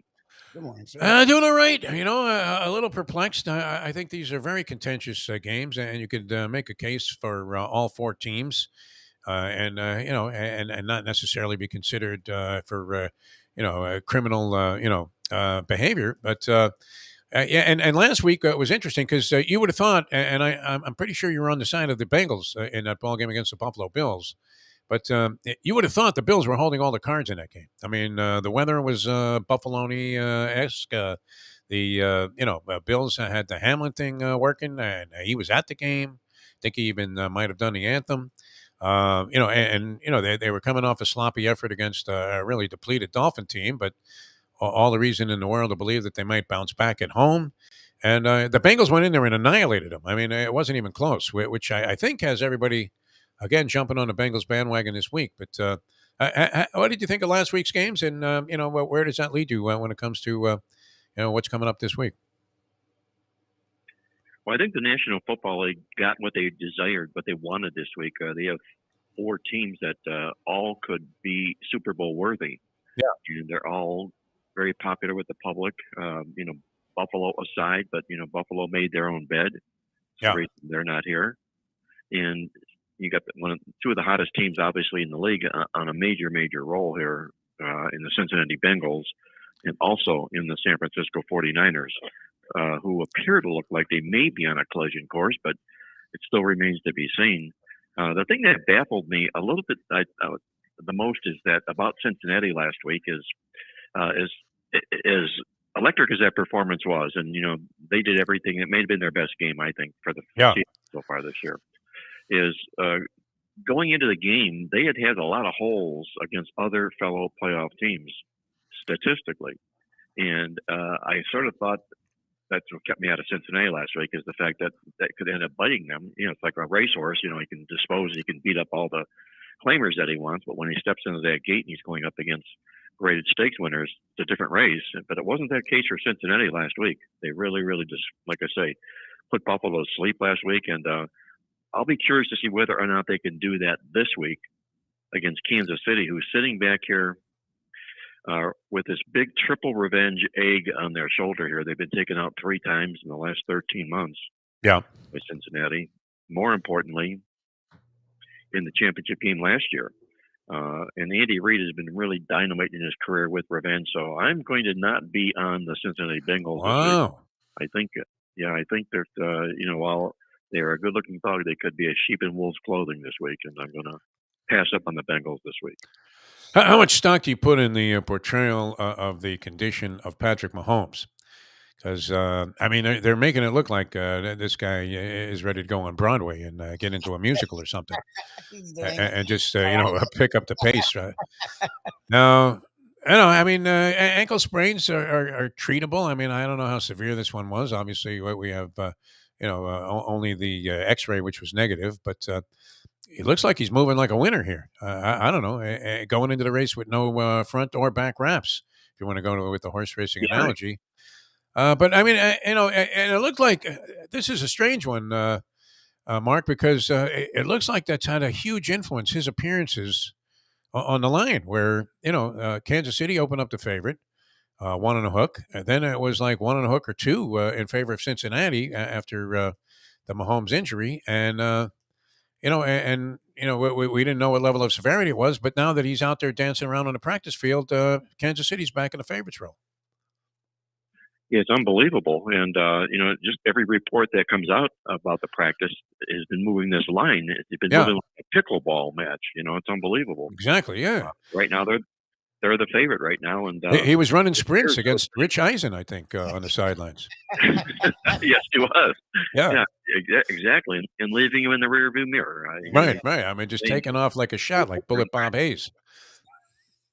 I guess high ankle sprains, I guess, a lot of that's probably varying degrees of that sprain. Sure. And maybe his is minor. We haven't heard that word yet, minor, and we're hearing more about Patrick Mahomes wants to play. Yeah. But here's my thought on this is that if Patrick Mahomes is going to be behind center for Kansas City in the football game, I really truly believe that this game is not going to be won or lost by Patrick Mahomes or Joe Burrow, which is where all the focus is going to be. I think you're going to find the team that runs the football the best is going to win this game.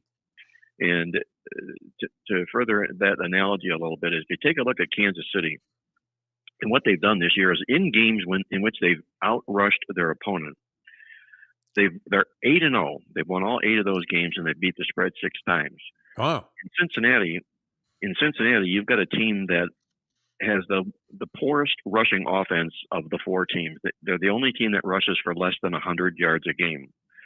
And I think that can be exposed here by Kansas City. I think they're not going to put the onus on Patrick Mahomes. I think they'll want him out there for as long as he can possibly be on that playing field. And it might not mean that he's scrambling around and doing all those Patrick Mahomes type things. So I would say that you're going to see a little bit more rushing in this game than I think people are anticipating. The other thing I was worried about that Buffalo game, what was, missing 3 starters on the offensive line. And, we were talking about it earlier this week, Mark. Nobody has more travails with offensive line, makeshift and patchwork type offensive linemen coming in at the last second and trying to fill a big role. This is, a step up in class in terms of competition on top of it. And they look like the hogs out there. They really did. They were just mowing through the Buffalo Bills defense, and it was a very flat performance by Buffalo. Now, Philadelphia was impressive to me so far. Far and away, you can just look at the score differential. But we thought the Giants were coming in with at least a small measure of momentum off what was a near flawless performance that they had against the Minnesota Vikings on the road to win that game.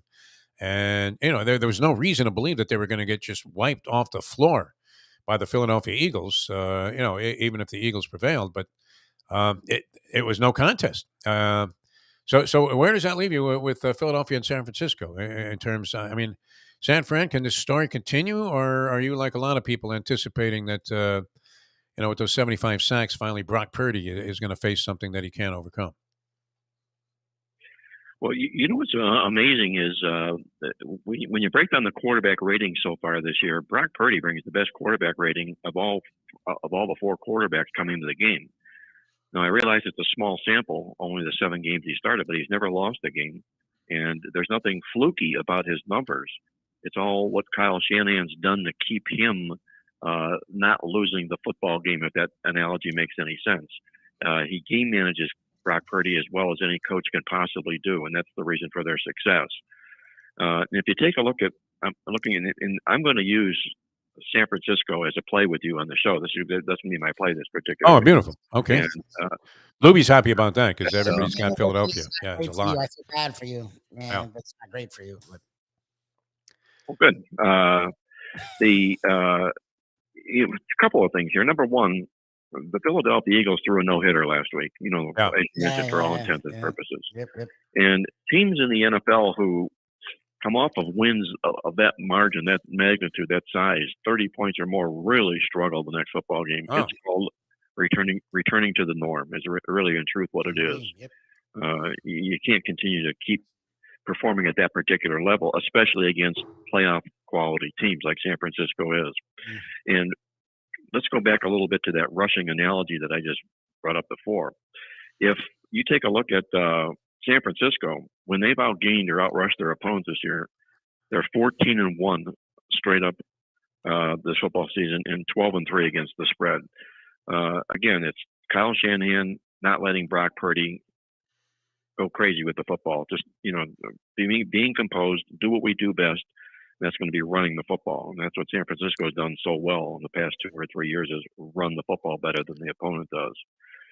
Philadelphia's rushing yards come largely from Jalen Hurts, as we know. He's that quarterback on the loose, and you get those rushing yards are added, to his scrambling numbers and so forth and whatnot.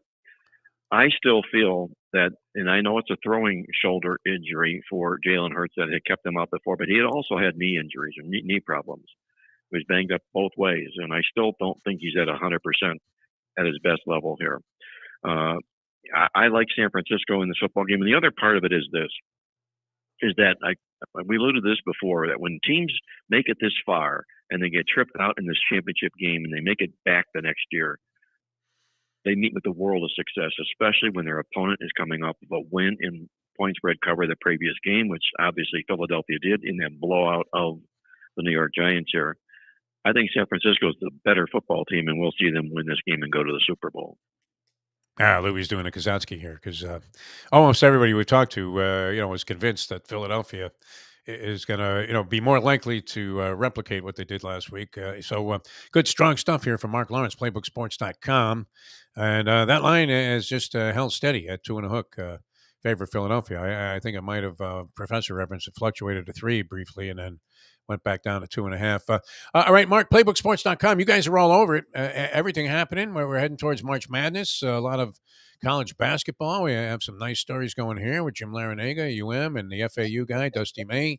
Won again last night. Probably was a bit of a sleeper against the point spread for most of what is now a 19-game winning streak. What do you have working with PlaybookSports.com, and how can people find out more about it? Well, you mentioned the basketball, Defo. We're publishing a weekly basketball newsletter. Nice. It comes out every Friday at 6 p.m. Eastern tonight. Covers games, obviously, a week in advance. So we got a real nice start to the basketball season.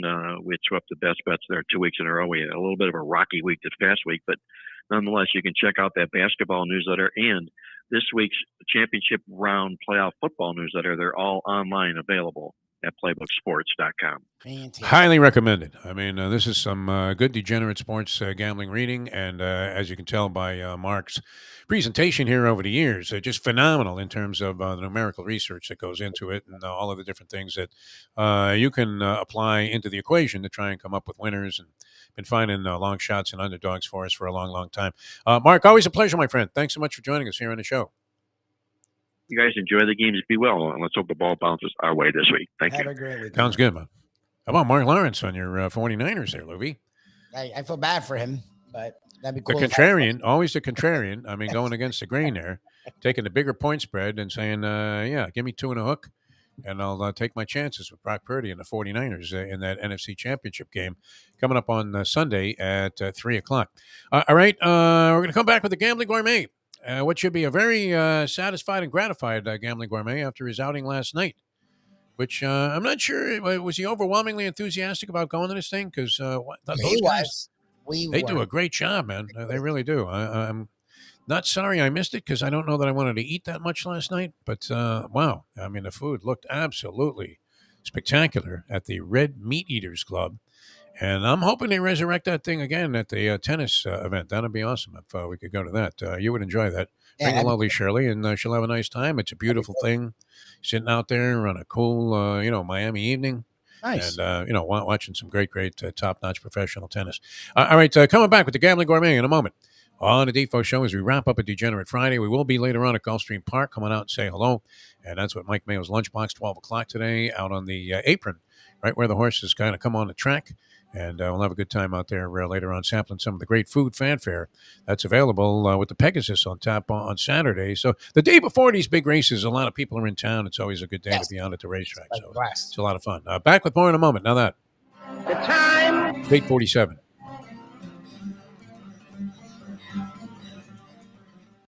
Ponies in Style at Champions, the outstanding simulcasting room at beautiful Hialeah Park. Yes, the grand old lady of thoroughbred racing has never been more vibrant, and you can wager on the races from the top tracks around the country while enjoying a cocktail at the Brass Rail Bar or any of the fine food served throughout the facility. If poker is your game, you're covered in style, and you can play all your favorite Vegas-style games, including blackjack, craps, and roulette, in Hialeah Park's sizzling hot casino.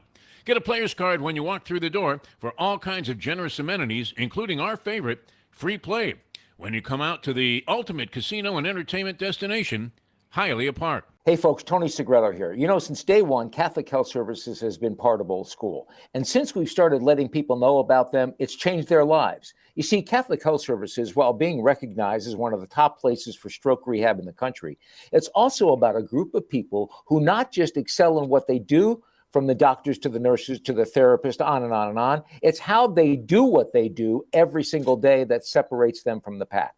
They do it with a passion, unmatched, and the inclusion of family in every step of the process.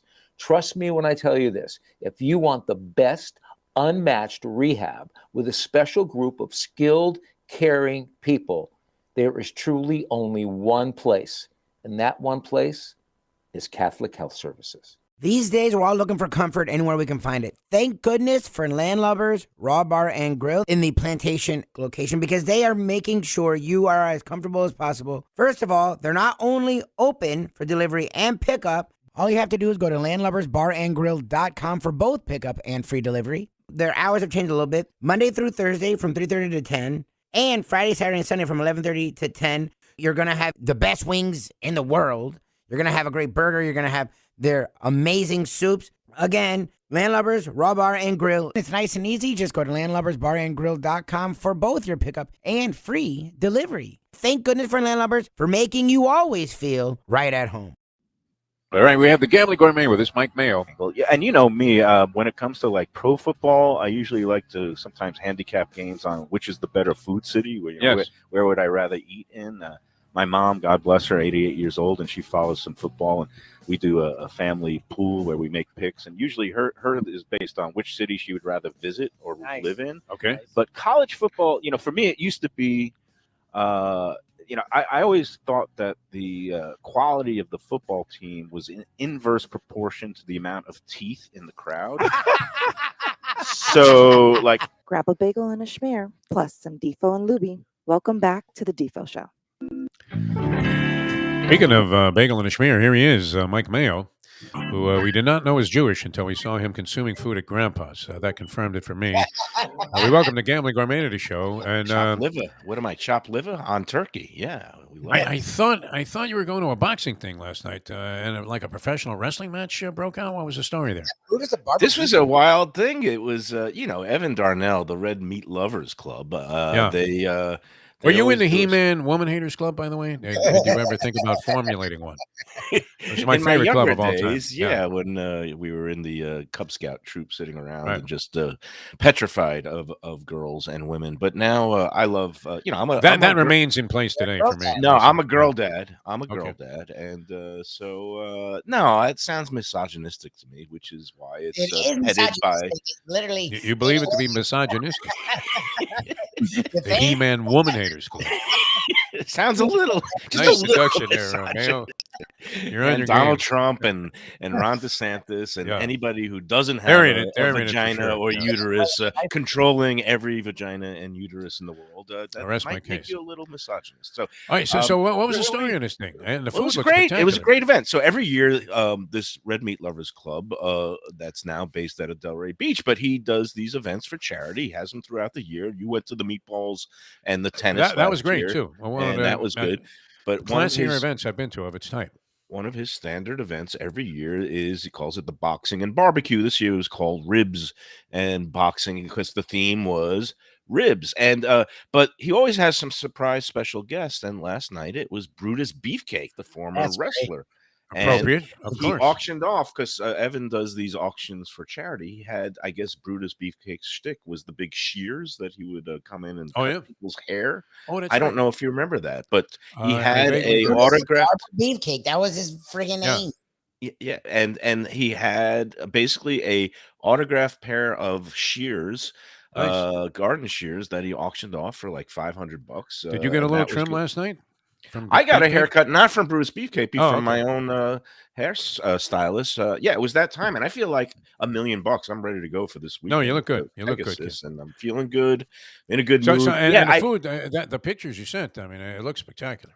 Well, yeah, it was the ribs were the theme, and I, of course, was one of the judges that ended up awarding a winner, and it was. Look, I broke into the meat sweats because I got there and I wanted to How get much my. did you actually eat? I mean, can you Well, give us an I idea? did a burst of eating because I got there, right when it opened at 7 before the big crowds were there, and I just kind of made a big circuit around the 6 different competitors and stuffed down all the ribs, and then I broke into a big sweat, and then by the end of the night at about 10:30, I was ready. I was hungry again. I was almost stopped for a slice of pizza on the way home, but I didn't. Wow. So. You're incredible, man. You really These are. ribs. All right, here's a question for you, gentlemen. Because they didn't specify to the competitors of which ribs. There were both beef ribs there and pork ribs, and the pork ribs were the 2 varieties: the St. Louis spare ribs, which is a little bit bigger and meatier, and then the baby back ribs, which is a little bit more tender and smaller. Which are your preferred ribs? And then it's like, what? Go ahead. Pork baby back by like Pork $1 million. baby back. Okay, that's it. I'm a pork ribs guy.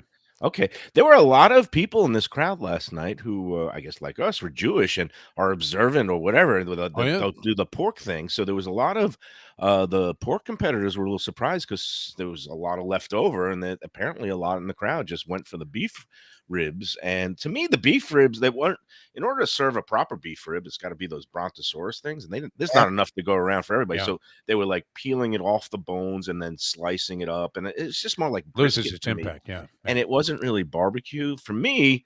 It was a toss up. Our old friends from a cut above butcher shop, Jeff was there, and he did a proper St. Louis rib that had just like the perfect amount of smoke ring and smoke flavor, and it didn't fall off the bone. I hate when it's too moist and it just drops off the bone. I like when it has a little bit of resistance, especially when you don't have a plate underneath it and it just goes to the floor. It's on your shoes. To me, he did the best rendition of what a barbecue rib should be, and he got my nod. But once again, the local hometown favorite, Mr. Lee's, and he was at that barbecue competition at the Fort Lauderdale Visit Lauderdale Festival. Took down I don't know if you remember him, Lubie. He was inside and he served it with his famous cornbread, and his cornbread. Yeah, that was great. Oh my But God. last night he was doing some baby backs, and they were a little too tender for me, and I didn't. But they were good. But they ended up winning a second straight belt up there. So congratulations to Mr. Lee's. But it was good to see Jeff from Cut Above, and he had an unfortunate event. He told me last week he was like all out of sorts. He said a anvil dropped on his head, And I was like, "What, were you in a Bugs Bunny cartoon? What?" Wow. Devil? He was in the kitchen. How serious was his bookie? Guess he had a worse on your playoff run foot, than it's I one did. thing, but they dropped the anvil on your head. My God. He had to go to the hospital and get staples, like they had to stitch up his head with An staples. anvil? How is an anvil hovering I over think your that's head? what he said. It was a very. I didn't get into all the details. All I know is he was. Who's hanging anvils in their house? It was in the kitchen. An anvil a real thing? Like, do you have anvils? I don't know why there would be an That was a anvil Bugs Bunny thing. around. Yeah, it sounds like Bugs Bunny, but something out of the Three speedy Stooges. recovery to him. Unbelievable. But it was a great event. Now, are they doing the tennis one again? Because I would like to go to that. I think Lubie should attend. Yeah, no, I will get in touch with Evan. He did not mention it last night, but again, if you go to redmeatloversclub.com, then we could see their full upcoming events. They usually do it. I hope they're going to do it again because that was fun last year. So. All right, we got to get into the Pegasus. Yeah, no, we got a lot of things to do. So, first of all, I've got I'm like a kid in a candy store because I got so many gambling options on the table this weekend. Like tonight, I've got to choose between 2 different poker tournaments. I might go up to the Isle or the Pompano or Harrah's, whatever they're calling it, because they have a multi-day tournament going on. It's like $150 buy-in for $100,000. But it's one of those things where day 2, if I make it to day 2, it's on Sunday. And Sunday, I was hoping to maybe take a shot at the National Handicapping tournament at Hialeah. You should enter that. You might be well. The problem though is right now I'm waiting for like all these checks, and nobody was around. That when you want to get the check, and I haven't seen things in the mail. So if these checks don't come through in the next 24 to 48 hours, I might be just sitting home alone playing solo pickleball on the couch. So that's not. Yeah. That could be me as well. I mean, unfortunately, but nonetheless, that's the way it goes. If you ante up the nickel and get in there, good luck. But then the other thing is those Sunday cards at Aqueduct, and it's a lot of these maiden claiming races, a lot of claiming races, and a lot of filly races. And I don't have luck with the fillies or the maidens, so not maiden claimings anyway. So I don't know what to do, and it's intriguing though because it would be something different. It looks great because you got to do these $20 minimum. Good thing if you win. Yeah, minimum $20 win place show bets, and you have to make at least 10 of them, and it's only at Aqueduct and Gulfstream. Any race all day, minimum 10 bets, minimum $20. But of course, you could swing for the fences and take your whole $300 bankroll and just put $300 to win on a horse that you like, and then race out to the lead, and then make incremental. That's often the solution for winning those tournaments. Yeah. And you get to just connect on some $28 horse with your whole bankroll, and then just sit on watch everybody else stagger around looking for second place. Trying to get you. But so I don't know. That's all exciting. And then we've got Gulfstream today, the lunchbox out there today, and I'm very. Oh, by the way, Defo, I heard you talking about the 80, for Brady movie, and oh yeah. Did you hear there's another version coming out? It's called 70 for Sonny, and it's about you at Gulfstream today, rooting on Sonny Leon in the first race on a 30-1 shot. I think we might have to play that one. Neogen, 20-1 on the morning line with Sonny Leon and a wide open. We won't do it, and then we'll be turning around while the show's on, going, "Oh, look at that! That's a 3." And, 7.5 furlongs on the turf with a 12-horse field for maiden claiming fillies, with Sonny Leon on a 20-1 shot. I say 70 for Sonny. That's you. Send it in. Yeah. Okay. So that's we'll see. I was going to bet a bunch of chalk in the Aqueduct early pick 5, and then hope that I hit my all race, with a bomb. With like a $20 ticket, and then get out of it. I'll bring my milk of magnesia bottle for you. You could just put it all over the top. No, this is going to be ugly if it comes in. It's likely to pay less than the ticket. Hey, 2 more quick things because I know we got to run. And it's a jam-packed day, and it's going to be a beautiful day at Gulfstream today and tomorrow for the Pegasus. Before I give my Pegasus picks, which I still have a modicum of, I guess, self-respect. I think I know a little bit about horse handicapping, and I'm doing okay with it this year, as opposed to the NFL playoffs. But I'm going to give you my double bailout special, and this is okay. The over 2. I'm a little bit now filled with self-doubt, mainly. Why should I be at 1-9 so far in this playoff season?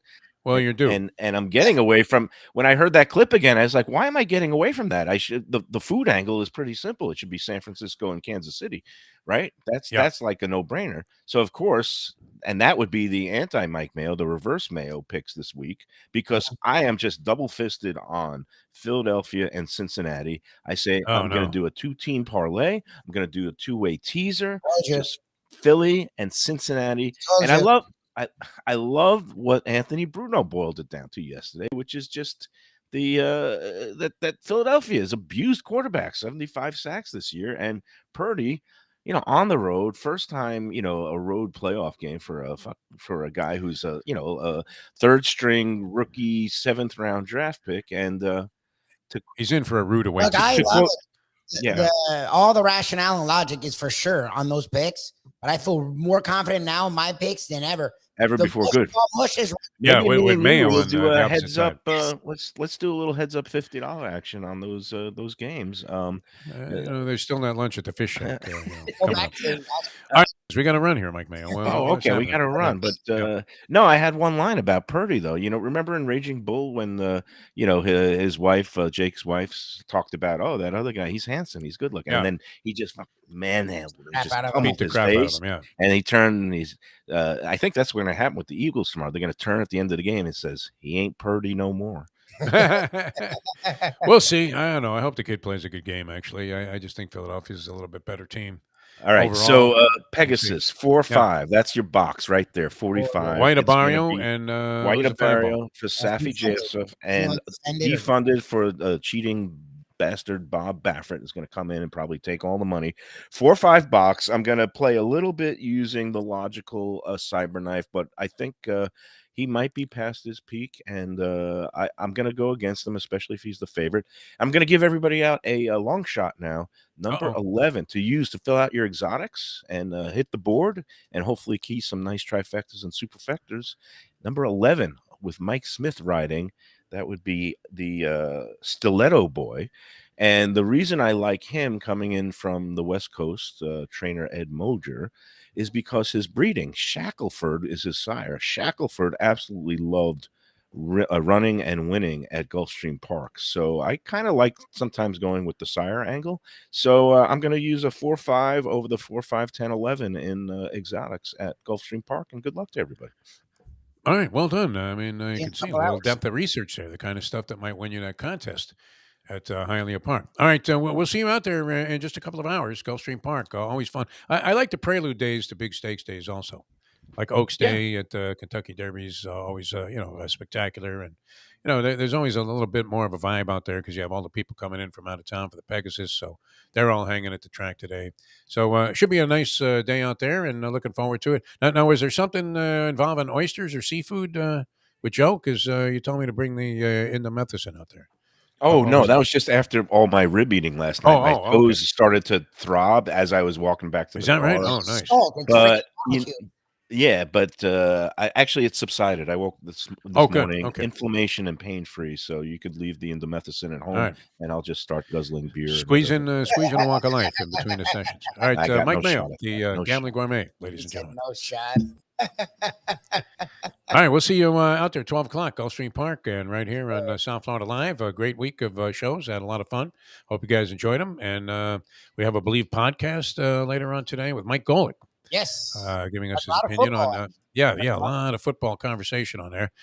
First, a few minutes or so, he's talking about pork rinds. So it was the obligation that we had to mention that. I don't know if he was going to do like 20 minutes on it, but nonetheless, a really good guy and with some interesting analysis on the two games coming up over the weekend. So if you're looking for more of that, Mike Golick of Mike and Mike fame and still broadcasting games on Westwood One. And it really did a nice job of breaking down some of the things in terms of a different approach to analyzing the games. We've had a lot of different people on that we respect, and we still have no idea what the hell we're doing, which is great. All right, we'll see you at 12 o'clock as we leave you know that. The time. It's 9:05. Let's go to eat a damn snack. Look what they done to my soul.